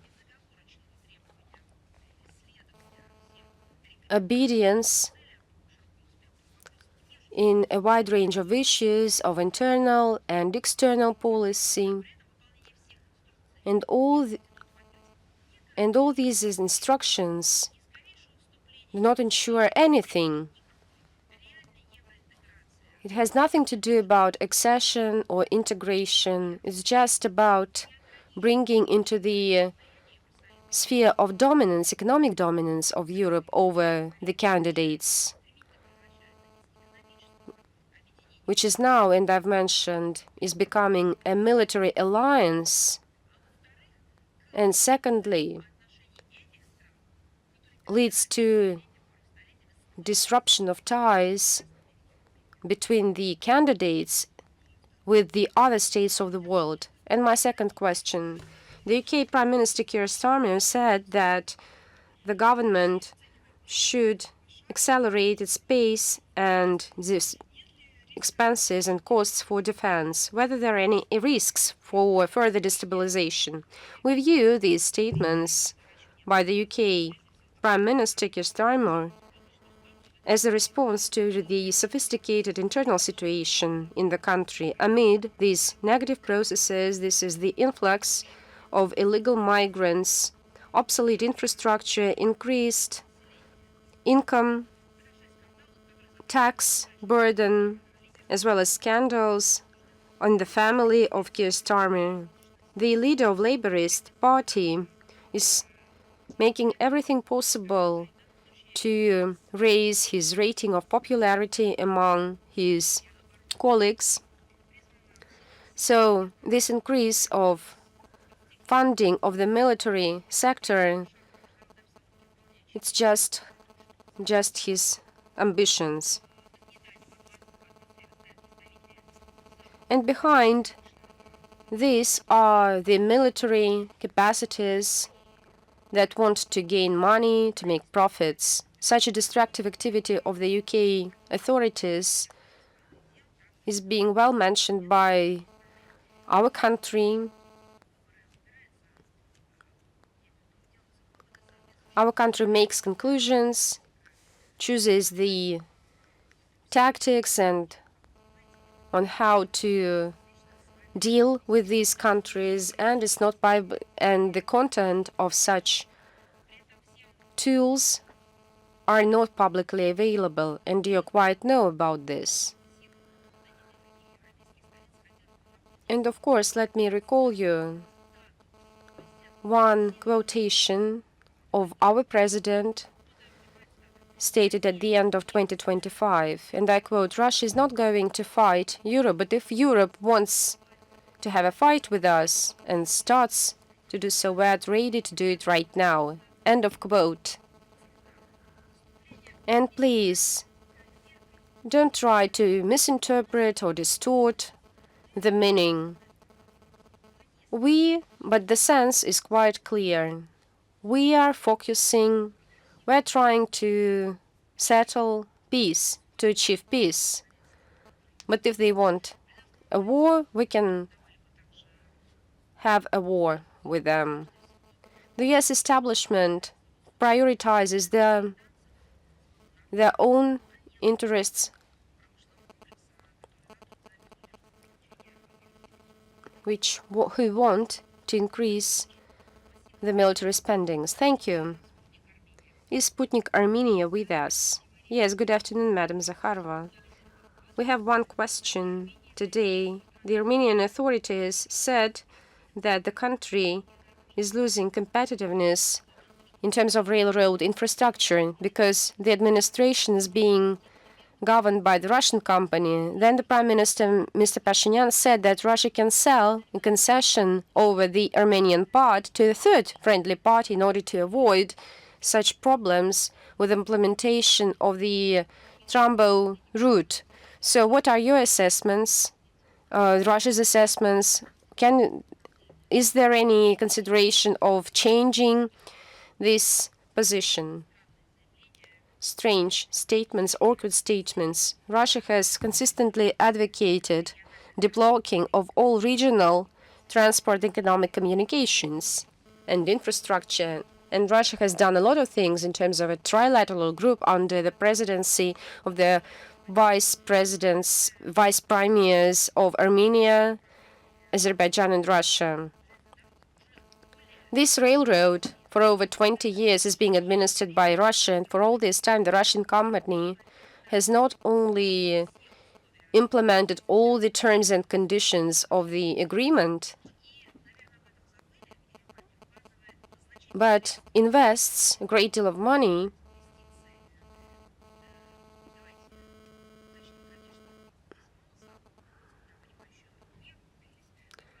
to the infrastructure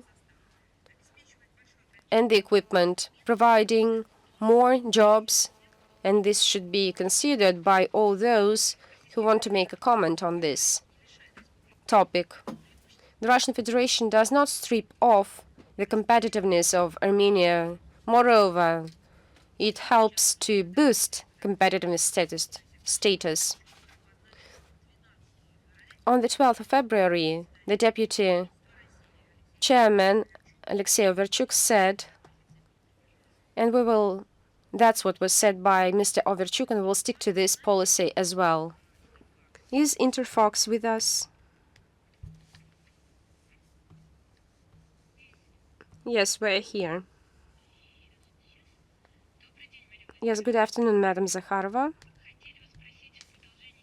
And in the follow-up of the codes, Russia has claimed on the readiness to help Cuba, and we wonder what exactly kind of help can be rendered. Is the embassy aware? The embassy stated that it's going to send oil and oil products to Cuba. Is there any understanding on the schedule of such aid? I suggest speaking not in abstract terms, but speak the things as they are. As a result of the unilateral restrictive sanctions, the energy crisis, which led to an energy crisis in Cuba, impacted the overwhelming population in Cuba, along with the Russian tourists, and we are grateful for the Cuban authorities for their efforts, who helped to make everything to minimize the energy shortages in order to compensate and prolong the stay of Russian tourists in Cuba. The Russian Consulate General and Embassy is in permanent contact with the relevant agencies, tourist agencies, and works with all requests from our tourists that need advice, help, makes everything possible. The fuel has already been supplied for the aircraft, for tourists. So Russia makes everything possible in order to eliminate and tackle the inconveniences emerged as a result of these actions. As for the unprecedented restrictions against Cuba by the United States, this energy blockade, for many years, the Russia-Cuba interaction has consistently been developed in various areas despite the sanctions, illegitimate sanctions introduced by the US against Russia and Cuba, and we will continue to do so for the benefit of our peoples, based on our historic traditions, fraternal friendship, solidarity, and mutual assistance. And I believe that the meeting of two ministers has already started, and you know that. So the whole range of issues, I believe, will be covered, and we will brief you on the results of the Russia-Cuba talks. Thank you. Is Reiter with us? Madam Zakharova, good afternoon. We're here. And our second question on Cuba, you have just answered. Thank you very much for your answer. So we have one question about talks, US, Russia, Ukraine talks in Geneva, which have just wrapped up in Geneva. The Russian delegation included for the first time ever Mr. Galuzin.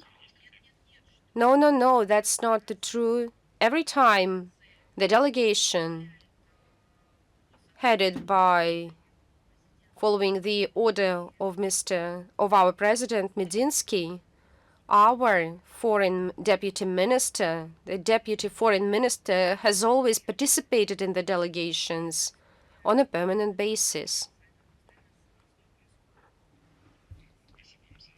Thank you for this clarification. Maybe you have some information on the details. No, I don't have any information. Of course, this information will be publicly available by the representatives and by the delegation. Maybe a bit later we can talk about this in detail. But right now I can say that the talks has just wrapped up. So I'm not entitled to make any comments on this. So let's wait for the news from Geneva. Thank you. Is Lenta.ru with us? Yes, good afternoon, Madam Zakharova. We have 2 questions today. The first one, on the 16th of February, the Foreign Minister of Estonia, Margus Tsahkna, said that the Republic allegedly can transfer the armed conflict to Russia. What is your opinion on this statement? To be honest, it's quite a awkward statement. So let us make a hybrid answer.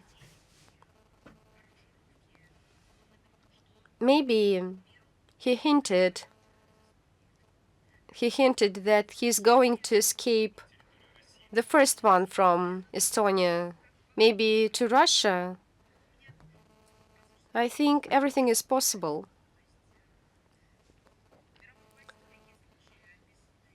There are many cases in modern history, similar cases. And I believe that such people should act rather than say. I don't know whether he was entitled with this mandate to make such statements. But this statement suggests to me as just what I've mentioned. And my second question is the statement on the Munich conference. Vladimir Zelensky said that he called Europe and US to expel Russians from the West, claiming that Russians do not respect the rules of the Western states. What is Moscow's opinion on such statements, and whether Russian tourists can face strict restrictions on behalf of Europe? But Zelensky is a Nazi person. I think it's quite logic for him to make such statements.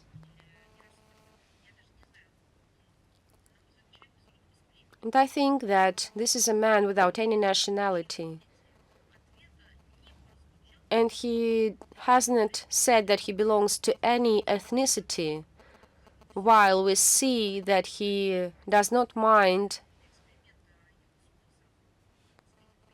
saying that he does not care about how many victims will be as a result of this war. And that's not the first example. That's not the first statement of Zelensky. Statement against our citizens and its own citizens. 2021, long before the special military operation, Zelensky publicly called the Russian people and the Russian-speaking population as as just creatures who, for the sake of the future, and I quote, for the future of their grandchildren, should go away to Russia. That's senseless. It's unprecedented. For example, if he comes to Germany and voices out this statement,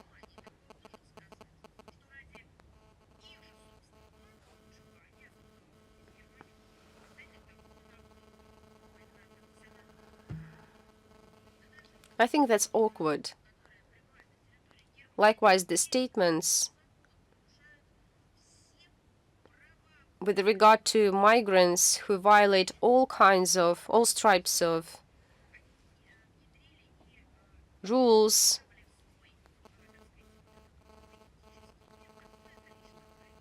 The Germans and the West incorporated so many rules that the person can say nothing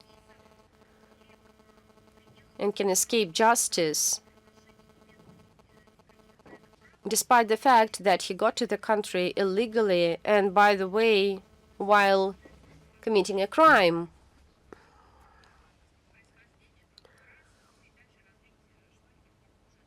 So it would be awkward if he delivers such a statement, for example, in Germany. But he does so at the Munich conference, and no one for all these years has never made a comment on this statement, that this Nazi logic should be left away.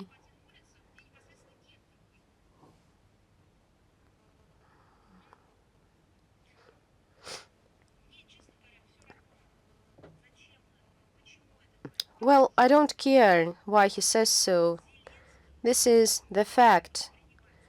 Zelensky is perceived by the world as a Nazi collaborator, as a Nazi. I don't know the reasons why he became a Nazi, but I think that's the case for the psychologists to study. He's a Nazi who is building his ideology on the Nazi slogans. He has long been imposing the Nazi ideology to his own population and around the world.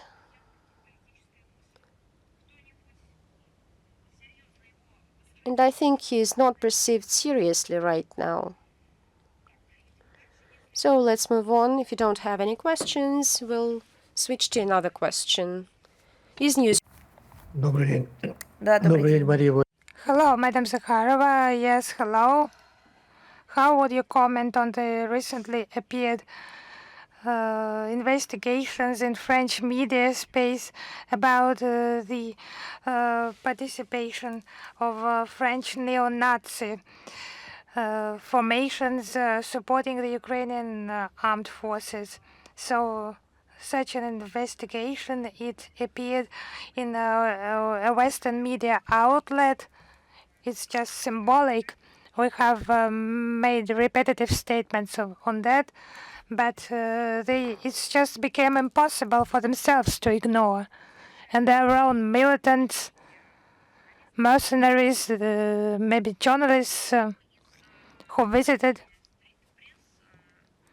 one outlet, Street Press, it's an online media outlet, reported that there is allegedly a French unit in Ukraine named the Pirate Region.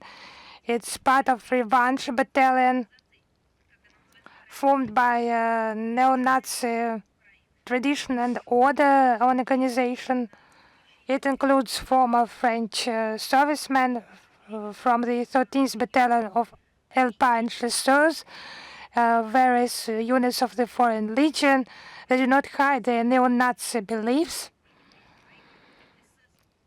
show off their tattoos and patches depicting swastikas. They compare themselves to the executioners of the Einsatzgruppen during the Second World War.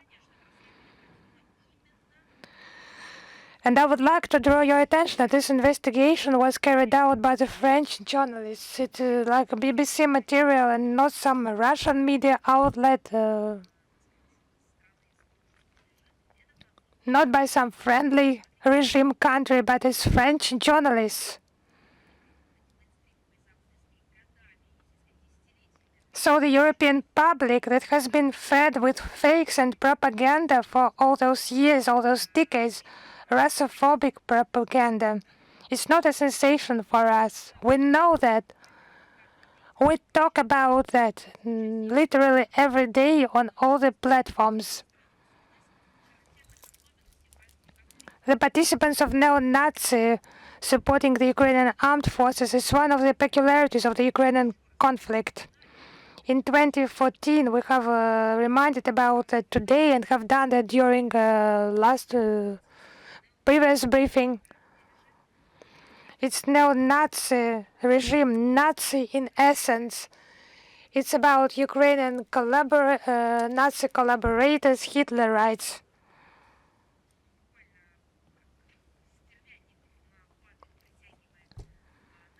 They're just birds of prey attracted. This conflict attracts Nazi element from all over the world.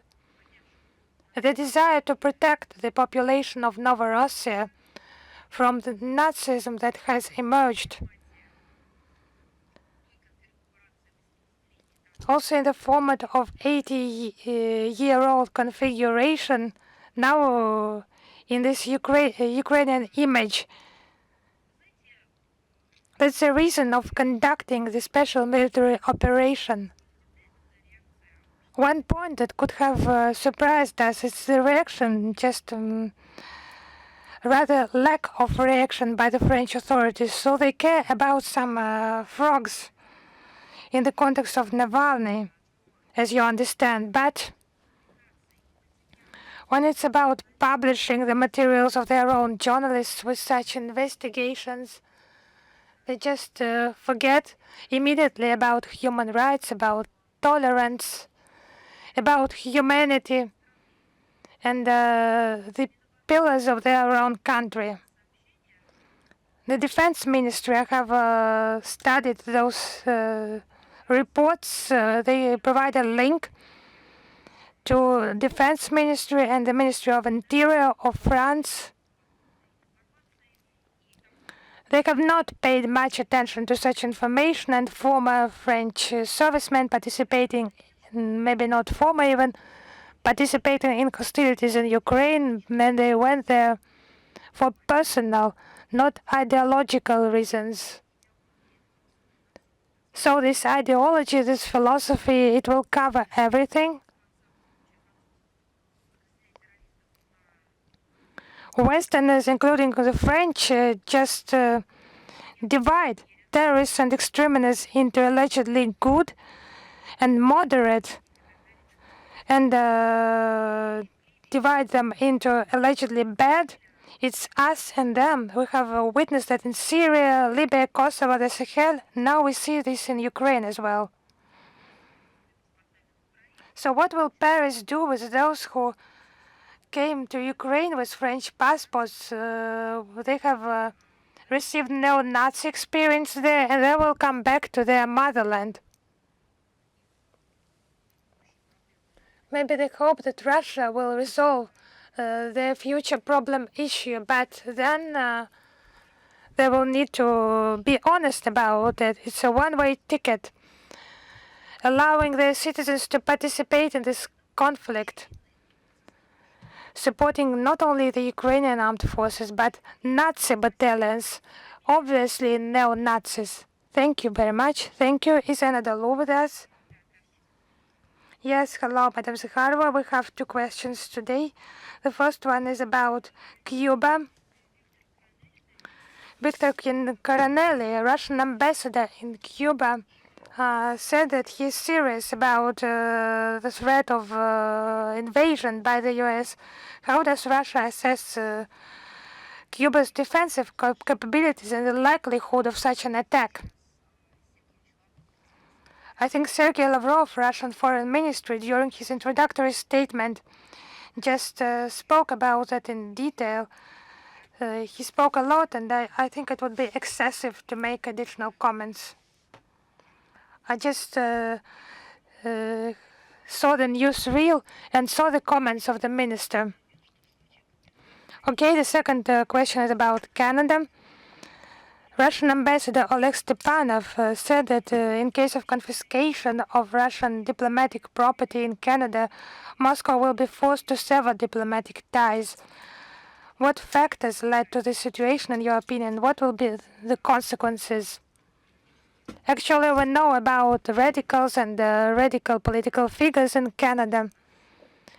they offer different measures to influence us, maybe somehow to confiscate diplomatic property, to close foreign institutions. There are some people who want just to disrupt totally contacts between our countries. But we need to understand that this escalation will lead to further destructive scenario and irreversible consequences. So spoiled bilateral relations, much spoiled by Canadians, it's their fault. So it's will be symmetrical reaction, similar, or it can be asymmetrical, taking into account the steps, the actions that will be taken by Canada against our country. Thank you very much. Thank you. Oh, another law I have answered is Kyoto Tsusin with us, so it's just surprising our Japanese journalists with us. Yes, we are from Japan. Hello, Madam Zakharova. I have two questions. The first one is about Anchorage. We have heard recently a lot about the spirit of Anchorage or Anchorage formula. It's not only by your minister, but your deputy minister and presidential press secretary. They have used this term, but if you had joined us at the briefings, you would have known that it's not only the presidential press secretary, but also, even as you have said, the foreign ministry press secretary applies this term. It's also used by foreign representatives. It's used by everyone. So I think this term is very important in the process of settlement in Ukraine. And I think you have provided details on this term, but I would ask you to provide some detail. What is Anchorage spirit and Anchorage formula? That's my first question. Thank you.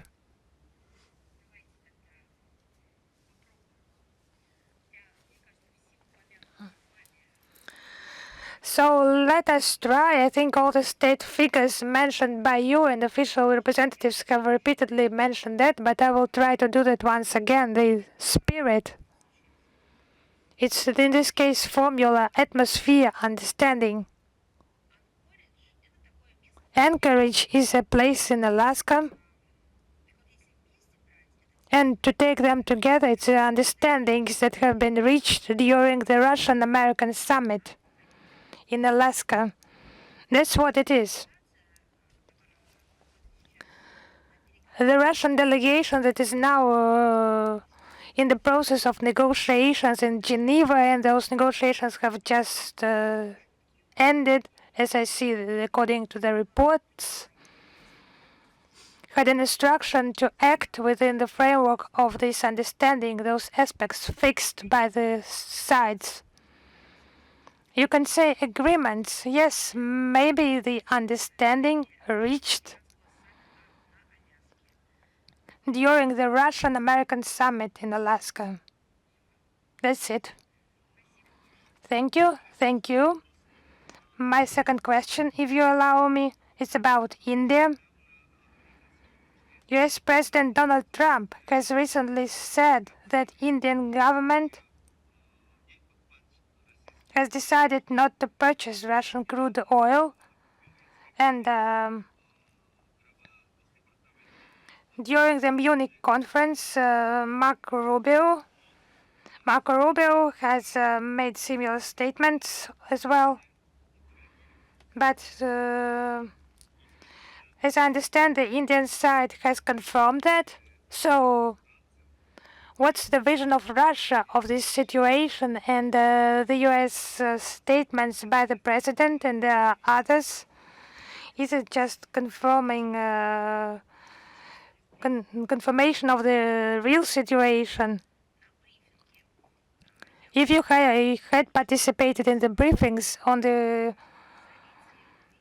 4th of February, I have replied to a similar question during the briefing, and our position is unchanged. I would like to remind you that the position, the right of the US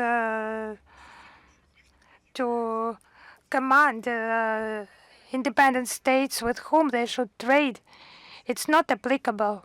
And this position has been stated in context with Russian colleagues and publicly. And the issues of foreign economic cooperation with New Delhi, it was official statements by India, guided by national interests, sovereign decisions based on commercial expediency. And I think we have no basis to believe that Russia has revised its approach. India has revised the approach. And it's about maintaining stability in the international energy market, and we are ready to continue close cooperation with our partners and friends in India.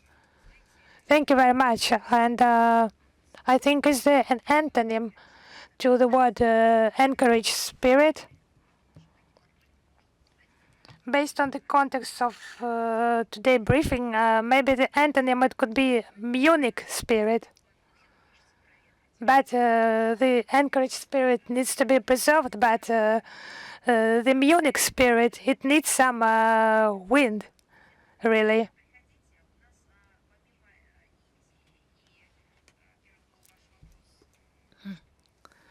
So just visit our briefings more often.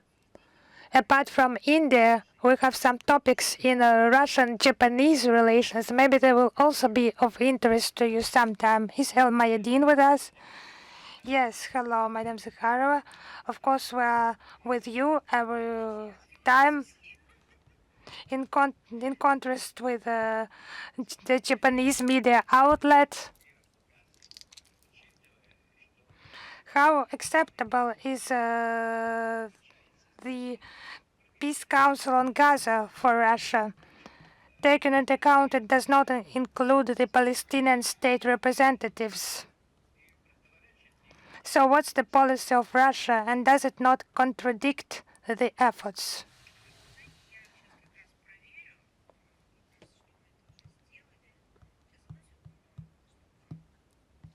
So let me check, maybe we have done that already. 1 second, please.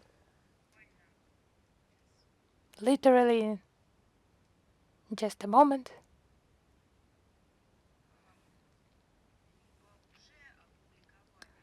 Maybe it has been published already, or we will publish it as soon as possible. The interview, maybe a fragment of an interview of Foreign Minister Lavrov to Al Arabiya channel, where he explained in detail the topic mentioned by you, the Peace Council and the Middle East situation in general, and then we will publish this interview entirely. So it will soon be done on the ministry website. Now let me just clarify one more time with my colleagues whether it has been published already or not.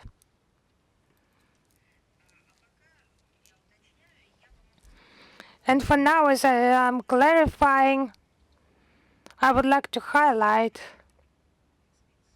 that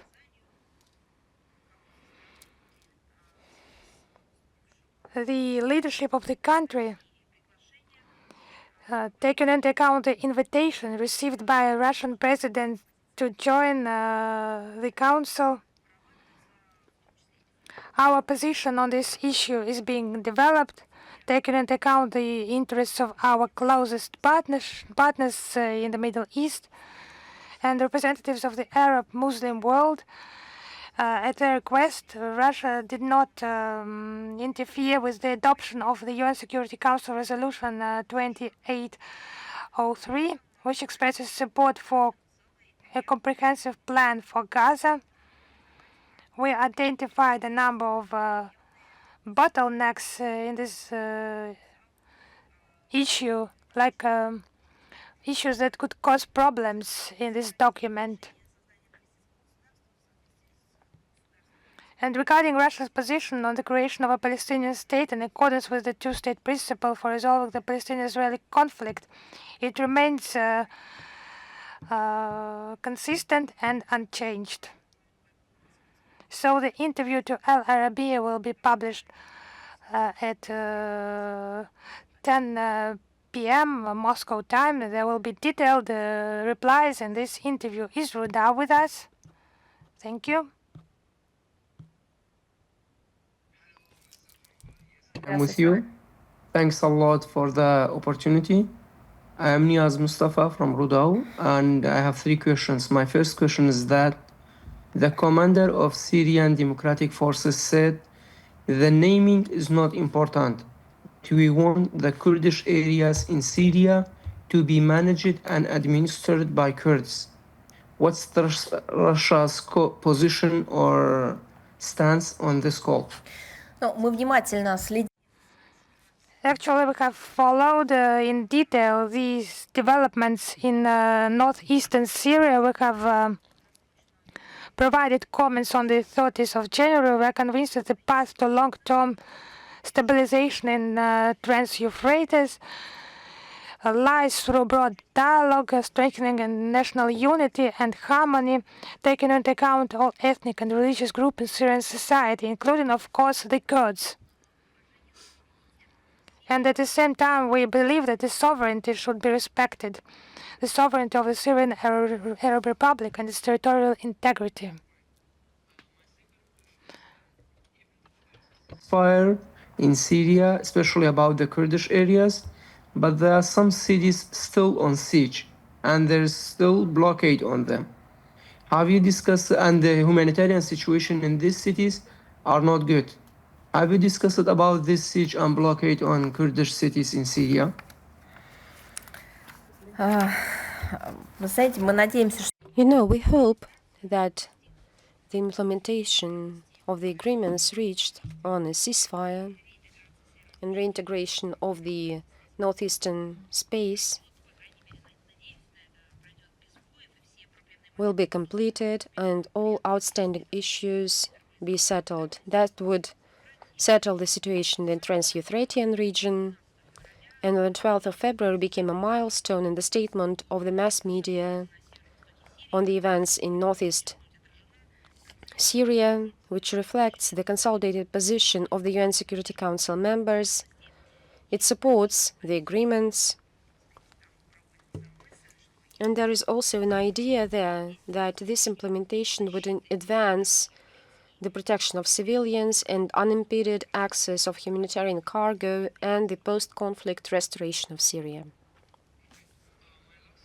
So related to the negotiations between Iran and US. US officials have been talking about a possible strike on Iran if Tehran does not accept the deal that Washington wants. Does Russia believe there could be a strike, or does it view the mention of a possible strike as a threat to pressure Iran into agreeing to their terms and conditions? Вы знаете, I don't see any sense to speak about this, to speak about our beliefs and our hopes. I would like to say what is clear, that blackmailing is not conducive to negotiations, and Russia is persuaded that in order to find a mutually beneficial solution on the Iranian issue requires equal, respectful dialogue, and there is no reasonable alternative to this dialogue. We are ready to promote the consistent settlement and implementation of the agreements, and we hope that the reasoned sense, the common sense, shall prevail, and Iran won't be engaged into a new military venture with far-reaching consequences. Спасибо вам. С нами ли... Is author E with us? Yes, good afternoon, Madam Zakharova. Ruslan Pankratov. I have 2 questions today. What is the assessment of the Ministry of Foreign Affairs as to the statement of the Munich participants that Russia remains the principal threat of the Euro-Atlantic security? And I just got an idea that the traditional New Year of China is the principal celebration, and I thought that the Chinese journalist can. And once I just remembered that there are holidays in China, and we congratulate our colleagues from China and our friends from China, and we congratulate all those who celebrate the New Year festivities, the Chinese New Year festivities. I'm sorry. Yes, that was worth.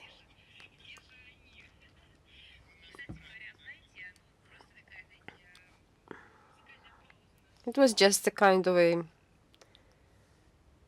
secondary reflections. The most wanted tickets inside China and the most tourist attraction in China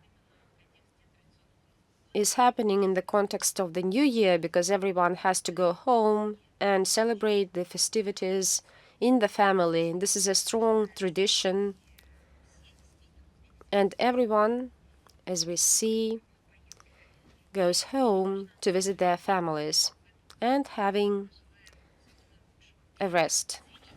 I am so sorry for this. Yes, let us return to our briefing. I had two questions. What is the assessment of the Ministry of Foreign Affairs as to the statements of the Munich participants that Russia remains the principal threat to the Euro-Atlantic security, end of quote? And is there any attempt to deliberately ignore any talks? Previously, we've mentioned that they are scared of such and they are being obsessed by some kind of phobia. And we've also added that that's the problem of their own. But here, I think that we should add that this phobia makes them earn money.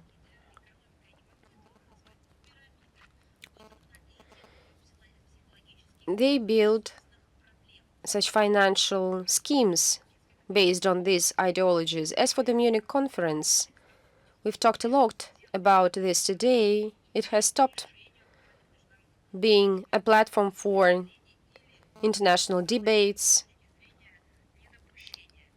to prevent conflicts. This is not a panel discussion at the regional or global level. This is all this frenzy,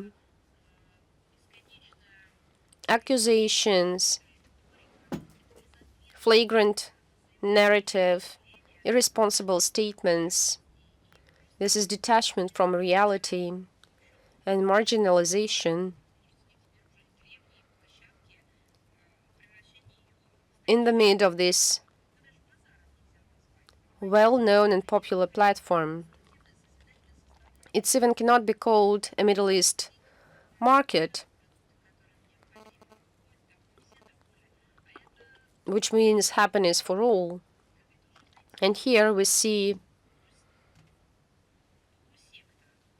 just a kind of some criminal group, because there are. Why just a part of the group? Because there are some countries who have grains of reason and try to explain what's going on, what's playing out in the world. But unfortunately, this assertive world minority is seeking for one thing: to form the illusion of the transatlantic unity and wide support of the West. Right now, this ideology has collapsed as well, and there are internal quarrels, because they cannot hide away their internal quarrels. Over the weekend, in the past weekend, they remembered the renaissance of the partnership with the United States, and while Americans called and claimed that they should develop their own expertise I think it's a kind of a psychological competition and theater. When everyone was competing in Russophobia narratives, instead of finding a way out of this situation, the statements of top officials of Europe reaffirmed once again an assertive anti-Russia policy based on the Nazi ideology.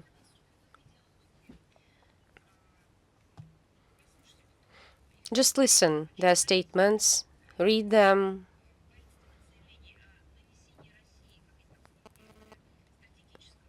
Apart from a strategic defeat and damage they are seeking to inflict to Russia, no fresh idea, no reasonable idea was voiced as for the outlines of the security on the European part of the continent, or on the European continent as a whole, or on the European continent, which includes Russia.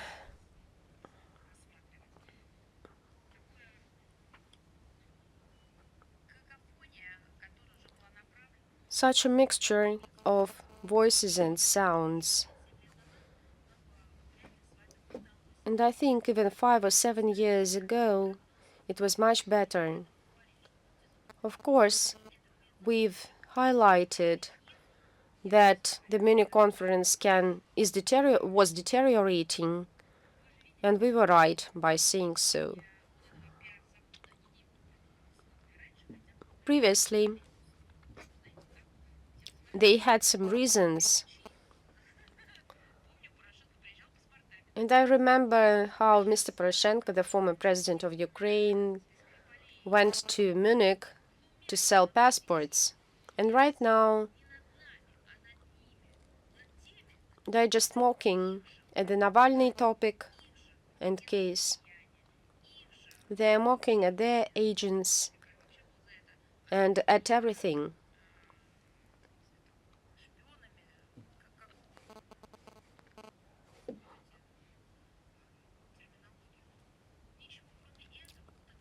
It has nothing to do about true reasons. It's just mockery of the people over the people who believe them. And it's a kind of a show and a competition on the worst name of the opponent. I've heard that Mr. Rutte, and I've seen how he called Russia, such as the escargot, or providing some other titles for Russia.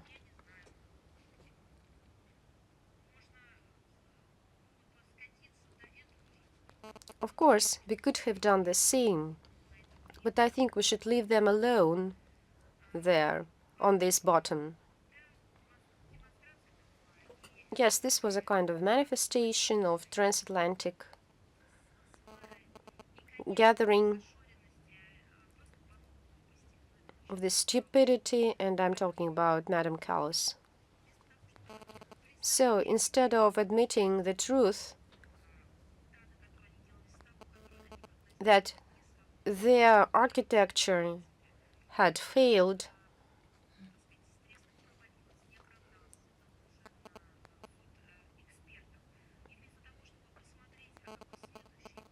and trying to find the next step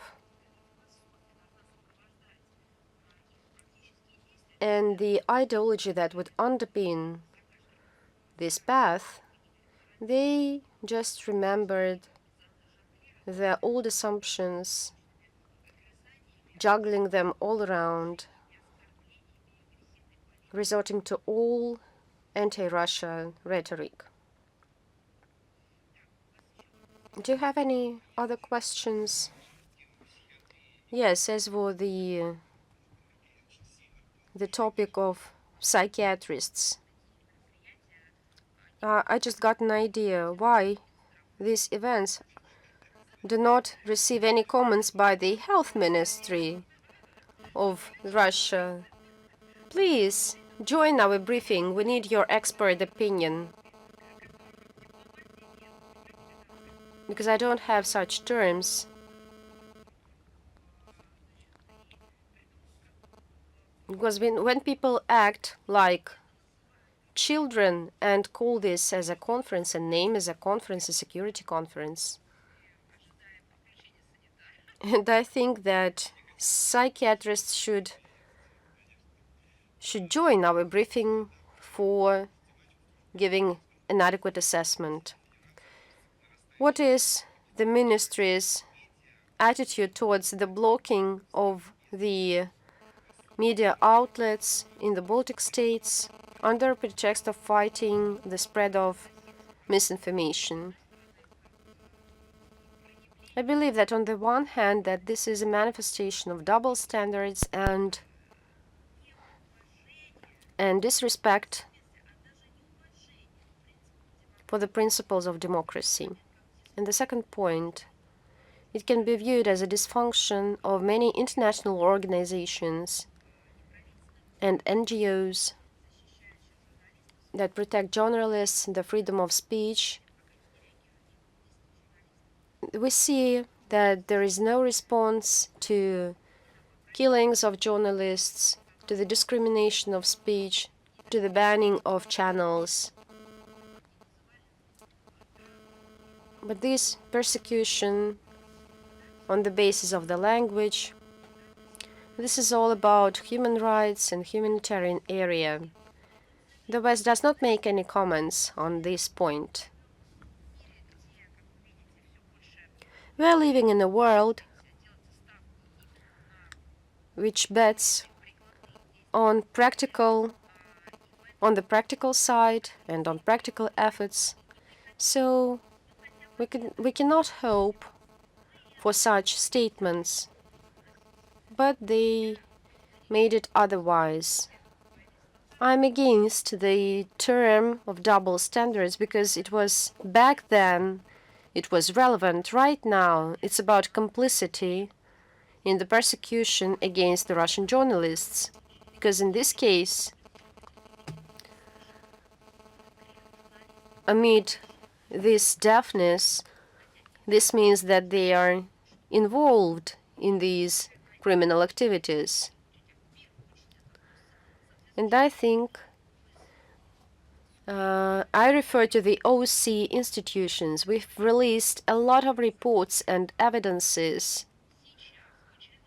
And right now, my colleagues draft a huge document on our journalists killed or fallen victims in Kiev, on how many people are on the so-called lists of those to be eliminated. And we will once again draft such lists, but unfortunately I understand and I can predict their response. Thank you very much. And I congratulate you with the Chinese New Year. And I wish you the same. And I wish my congratulations with the upcoming 23rd of February. Is Ambassador live with us? Yes, good afternoon, Madam Zakharova.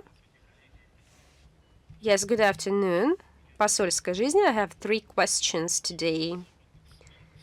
The mass media journalists believe that Russia is among the principal states that would outline the global policy for the near future along with the United States, China, and other major actors. What strategic alliances and areas of international cooperation Russia sees as priorities to strengthen its influence in the changing global order? We don't care about policymakers. There is the term as common sense. Russia, which has its cultural identity, which occupies the large part of the continent, which has access to many seas, and has widespread logistic chains and unites continents, even several continents. which has scientific, technical, humanitarian achievements, is future-oriented while respecting the history and culture. How can this country ignore the interests of the major states?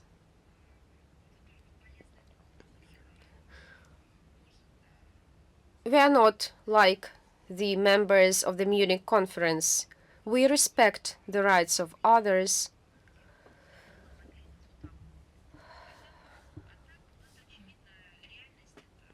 And it is our reality. Tchaikovsky has been cancelled for 4 years, and then the foreign minister of Switzerland comes to Moscow as the OSCE chairman and offers the foreign music box with the Tchaikovsky music, saying that Russia is the part of Europe. And I wonder, why did you try to abolish and cancel Tchaikovsky? And I think this is a worldwide and famous musician and composer. Only a small group of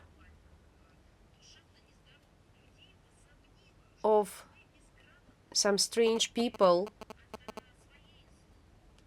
who believed that because of their angry attitude and hatred towards the world, that they can damage Tchaikovsky if they cancel and throw away the ads about the concerts. So I think we need to deny and decline any references to such journalists. As for the unity, we prioritize the work with the CIS countries, work together with the CSTO, CIS, Russia Central Asia formats, and I've already mentioned this today. The CIS, of course. For a more broader issue, this is the SCO, the Russia-China connection tie, which become one of the stabilizing factors of the international affairs. We have forged multifaceted ties with India over the past years. We have established an overwhelming strategic partnership with North Korea and Iran. As for the Middle and East Asian states, we deepen our contacts between Russia and the Persian Gulf. We prepare the first Russia-Arab summit. We launched regular meetings at the level of foreign ministers in the format Russia-Africa. We increased development with the African Union and cooperation with it. We plan to institutionalize the relations with Africa, with ECOWAS. We strengthen our ties with the key partners from Latin America and of the Caribbean basin. Russia is an observer state in a number of regional organizations of the Latin Association and of the Caribbean states and the American integration system. We elaborate the possibilities to restore dialogue with the Latin America and the Caribbean states. We strengthen contacts with the Caribbean and Ant community. We prioritize interaction with the Global South in the framework of ASEAN-centric mechanisms of new types such as BRICS and SCO. It's very important for us to put efforts into financial economic mechanism, their protection, production and logistics chains, transport corridors. We support efforts to counter unilateral sanctions undertaken within the group of friends in defense of the UN Charter, BRICS, the SCO, and other fora. Anti-colonial areas are also of priority, and taking into account Eurasia, its strategic objective is to implement Russian initiatives to establish the greater Eurasian partnership. So my second question, in Azerbaijani side, Azerbaijani prisons, there are 11 Russian citizens. What efforts does Russia take to free them? And what steps does the Foreign Ministry plan to return them to their motherland? So if you want, I will precise about the exact number of people who are in prisons there in Azerbaijan. But I think you mean particular people, not everyone. We regularly, by our embassy in Baku, by the Ministry of Foreign Affairs, we comment on this issue. We are in close contact with themselves directly and with their relatives. Another consular access to the Baku pre-trial detention facility was granted on the 30th of December 2025, as we have repeatedly noted. The speedy release of those Russian citizens and their return home is our absolute priority. We regularly raise this issue in bilateral contacts, and such liberation by Baku would be an important step in strengthening good neighborly relations between our country. So I would like to highlight this one of our priorities of our ministry. So my third question, does the Russian Foreign Ministry consider the delivery of a note of protest in connection with the statements by Parliament member Konstantin Zatulin justified? And what steps is Moscow prepared to take to somehow ease the situation and restore constructive dialogue with Azerbaijan? So yes, it was about negotiations, about phone calls. Our ministry and other agencies, officials, it was not just solemn events, but negotiations process.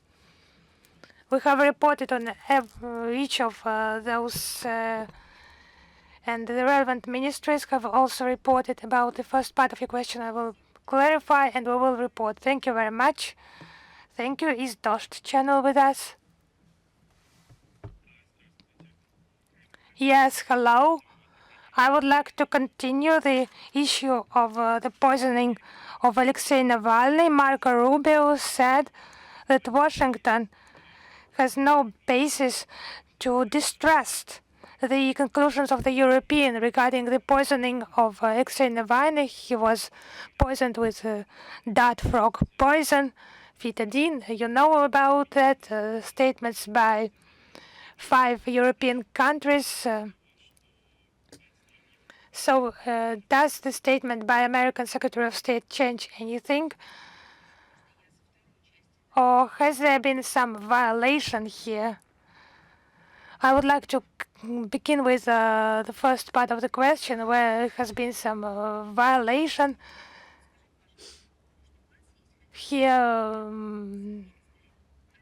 And maybe you have some materials that have testified about analysis result, maybe some laboratory data on official documents with stamps, with signatures. How you have repeatedly addressed, how you have contacted doctors, did some blood tests and so on. There are also verified papers. No, I don't have that. I do not represent the Russian state. As far as I remember, Russia is the OPCW member, and on the OPCW website there are materials about the poisoning of Alexei Navalny, and Russia could request those materials. Yes, we have requested, but maybe you have not listened to our briefing from the beginning. I have enumerated how many requests we have sent. It was tens of requests with one question, just one question. So it was OPCW special conclusions. But you have asked about some fake materials, some violations. But you can talk about that only when you say that you have been provided a document. For example, you are given a passport, you go to some official agency, and they say your passport is fake. How can we say about fake documents if we have no documents at all here? When there were political statements by the current 5 states, before that a number of states, and OPCW Technical Secretariat, there were purely political. We tell every time what you ask about, but just tell. Let us clarify.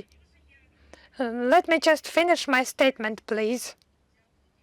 I will be in dialogue with you until you tell me that's it. I promise you that. But for me to be able to answer you, please do not interrupt me. So we have not received, and I tell that every month, so we have not received any documents at all about some formula of the substance and the methodology applied in the identification of the relevant, as they state, poison, substance, and so on. There's nothing of the kind.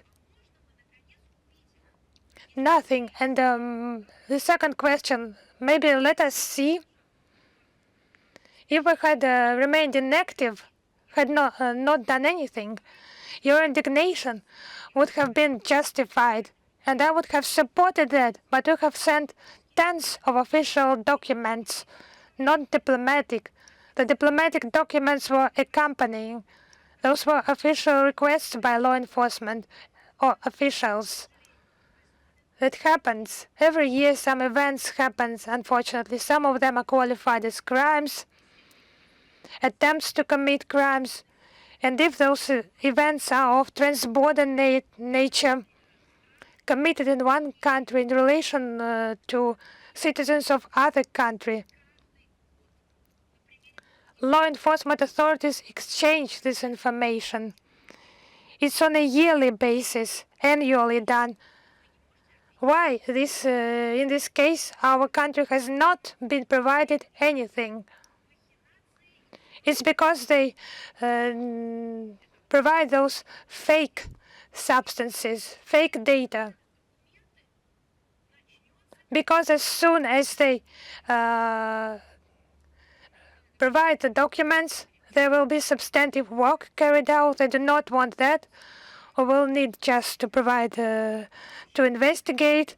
We will need to provide clarifications. And like Theresa May, she went to the parliament. She said it was done by Russia, as it has done that before, and Russia can do that now. That was it.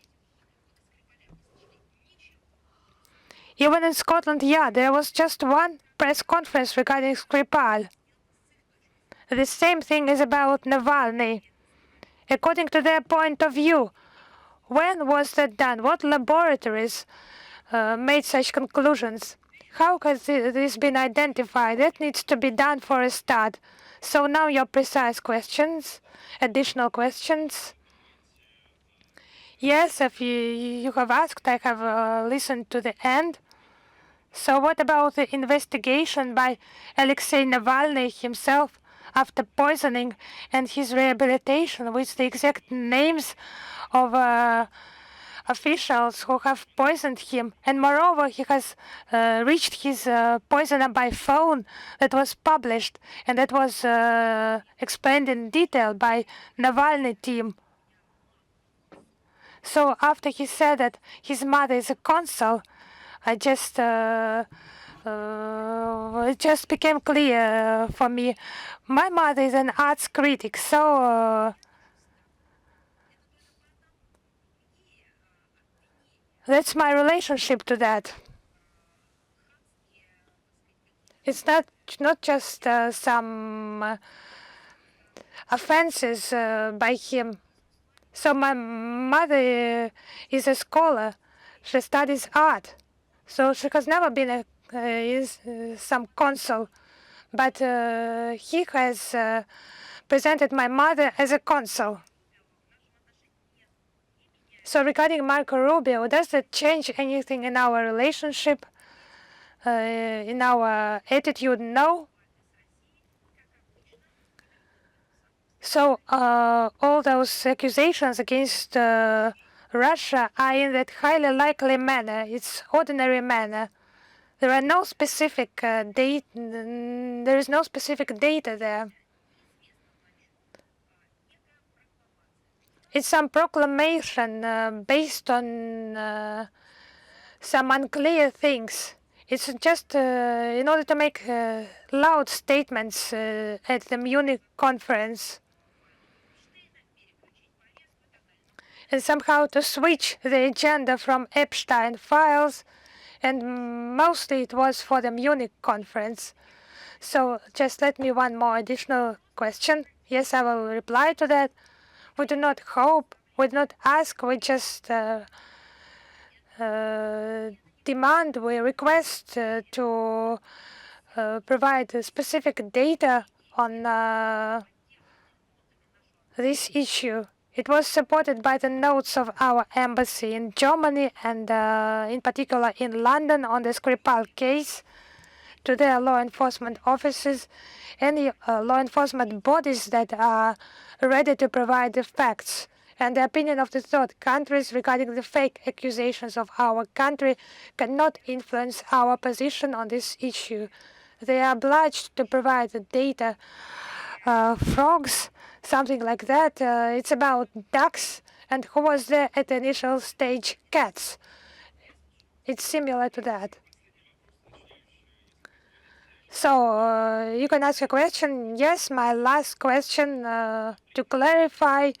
You have just gone deep into the French story. So it was the funeral of Navalny. His fortune, it's of concern to millions of people in Russia and all over the world. So what happened to Alexei Navalny? So what happened to him in 2020? In Omsk, he was in hospital. And what happened 2 years ago? Thank you very much. If you now personally or from your media outlet have said that that I have no other citizenship because your colleagues, they have tried to provide some fake statements about me and my family. I have never heard that. So what happened to him is a question for law enforcement authorities, those who just transported him.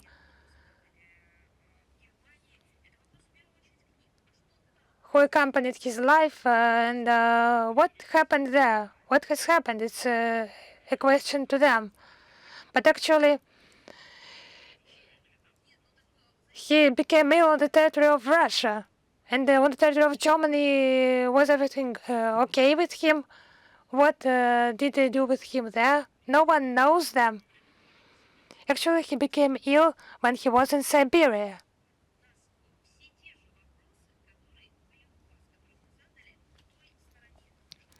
We have the same questions to that side.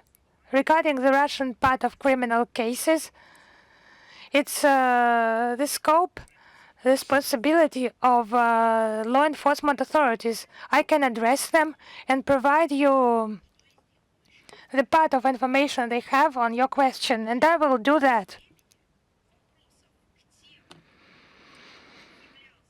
But questions to those who just directly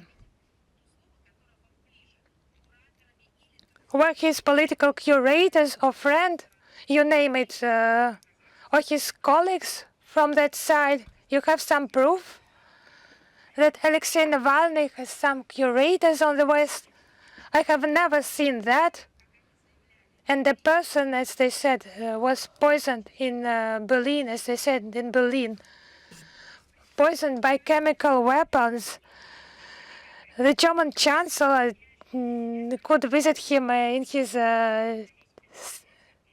hospital chamber. Yes, for any person who would have found himself in such a situation, he would have been visited. But for the German Chancellor to visit a person in the hospital chamber after poisoning by chemical weapons, it would have been ridiculous. It's ridiculous. But to invent stories that he had not been curated, not supported by some European political figures, because that support was done. It was done in all the areas. And where are the documents that testify about that support? Documents, yes, documents, the proof. I beg your pardon. So you require documents, formulas, proof? So have you never heard statements by presidents, NATO countries, foreign ministers supporting the actions by Navalny? Have you never seen that? Maybe you do not follow this issue? Because situation with the Ukrainian crisis, journalists are killed. Unfortunately, sadly, regularly. So please let me make the statement. So I have never heard anyone from NATO countries, prime ministers or presidents expressing condolences, although those people for many years have devoted themselves to journalist activities. It's a big story, there is the Alley of Angels because children were killed, and British, French officials, ministers have not visited them, not once. I know how many of our compatriots get into trouble in their countries. I have never seen any similar support provided to them. What are you talking about? So when Moscow makes statements, some statements expressing sympathy to Viktor Orban, does it mean that Moscow sponsors Viktor Orban? And Viktor Orban is the Kremlin agent in Europe. Moscow only makes statement with regard to Viktor Orban only when he is accused of and now offended with regard to his relationship to the Russian Federation, taking into account his status and his post. When it's about NATO internal disputes, who should allocate which sum to someone? It's their problems. We do not interfere in that. But with regard to Viktor Orban, his relations is as the head of the country. He is offended. And I would remind you those statements by Zelensky, they concern our history. Maybe you have not seen that quotation, but he has built a bridge to our relations with Hungary. And then we comment that. But I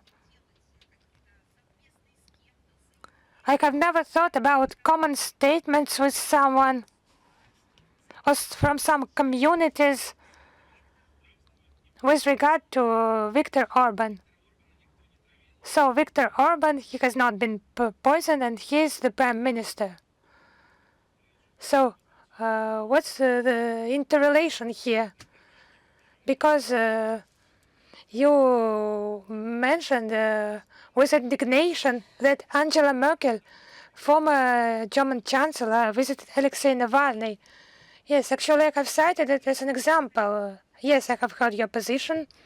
And Orban has been, he's not harmed here in the West, but Fico, he has been harmed. I do not understand your logics. That I would like to say that the visit of Mr. Navalny by Angela Merkel, it doesn't make any proofs or evidence. Just by the way, just in terms of your interest on this topic, please just read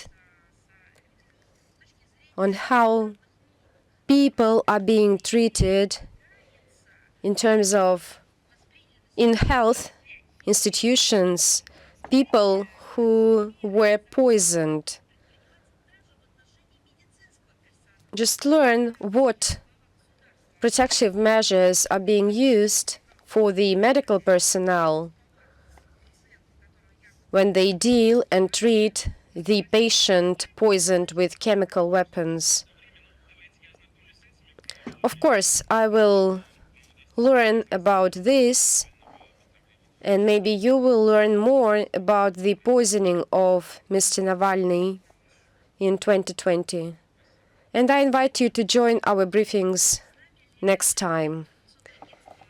Is Rosmedia with us? Yes, I am correct. I'm sorry. Yes, good afternoon, Madam Zakharova. Good afternoon, colleagues. Madam Zakharova. There is a perception that the current activity of the current European capitals show that they are trying and making every effort in order to stay on the international arena. So it seems that Europe is trying to preserve its place by trying to defer Russia. Is Moscow ready for talks with the European states? And don't you think that the current circumstances allows Russia to impose their opinion? And yes, thank you very much. Yes, you have a lot of questions.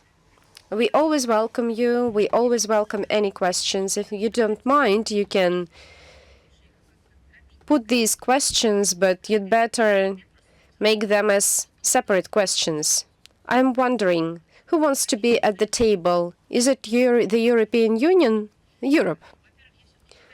So first and foremost, I always call that we should hesitate that from naming EU as Europe. But we should keep in mind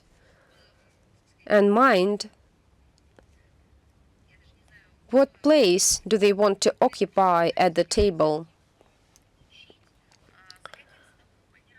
What table? They've disrupted all the tables. They denounced negotiations. They frauded. They did a lot of things.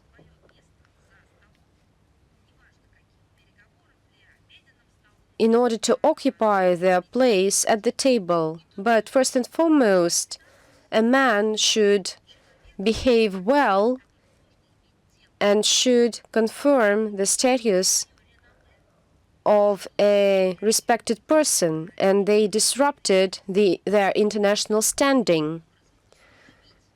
And first, they should restore their international stance and standing in international relations as partners, or at least those with whom we can at least talk just briefly, not at the table of negotiations. But even in this way and in this sense, they spread lies. So, in terms of energy, this is a sophisticated and tricky issue. The West damaged their own interests and their own economy by abandoning the energy cooperation with Russia, which had been elaborated for many decades.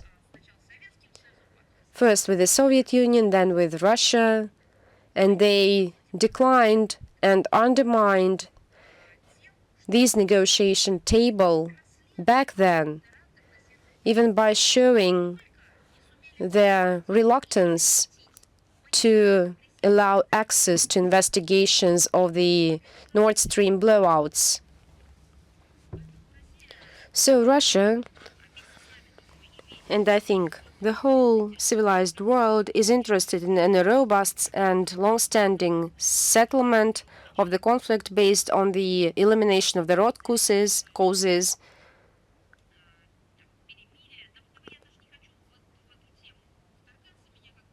I don't want to even speculate about the truth, but right now I see that Mr. Medinsky said, following the talks in Geneva, and this is more relevant right now,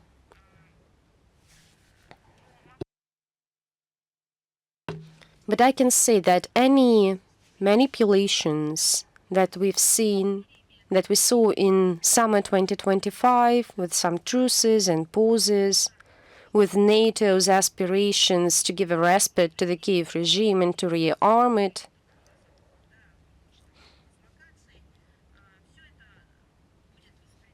All these efforts will be perceived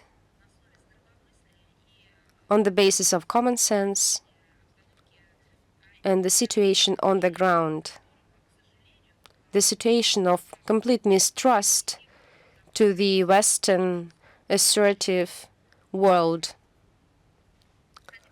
By the way, after the Russia-America summit in Alaska in August 2025, the US president said that the best way is to conclude a direct deal, not just a ceasefire, because such agreements cannot be time-tested. But unfortunately, Kiev has not perceived this message.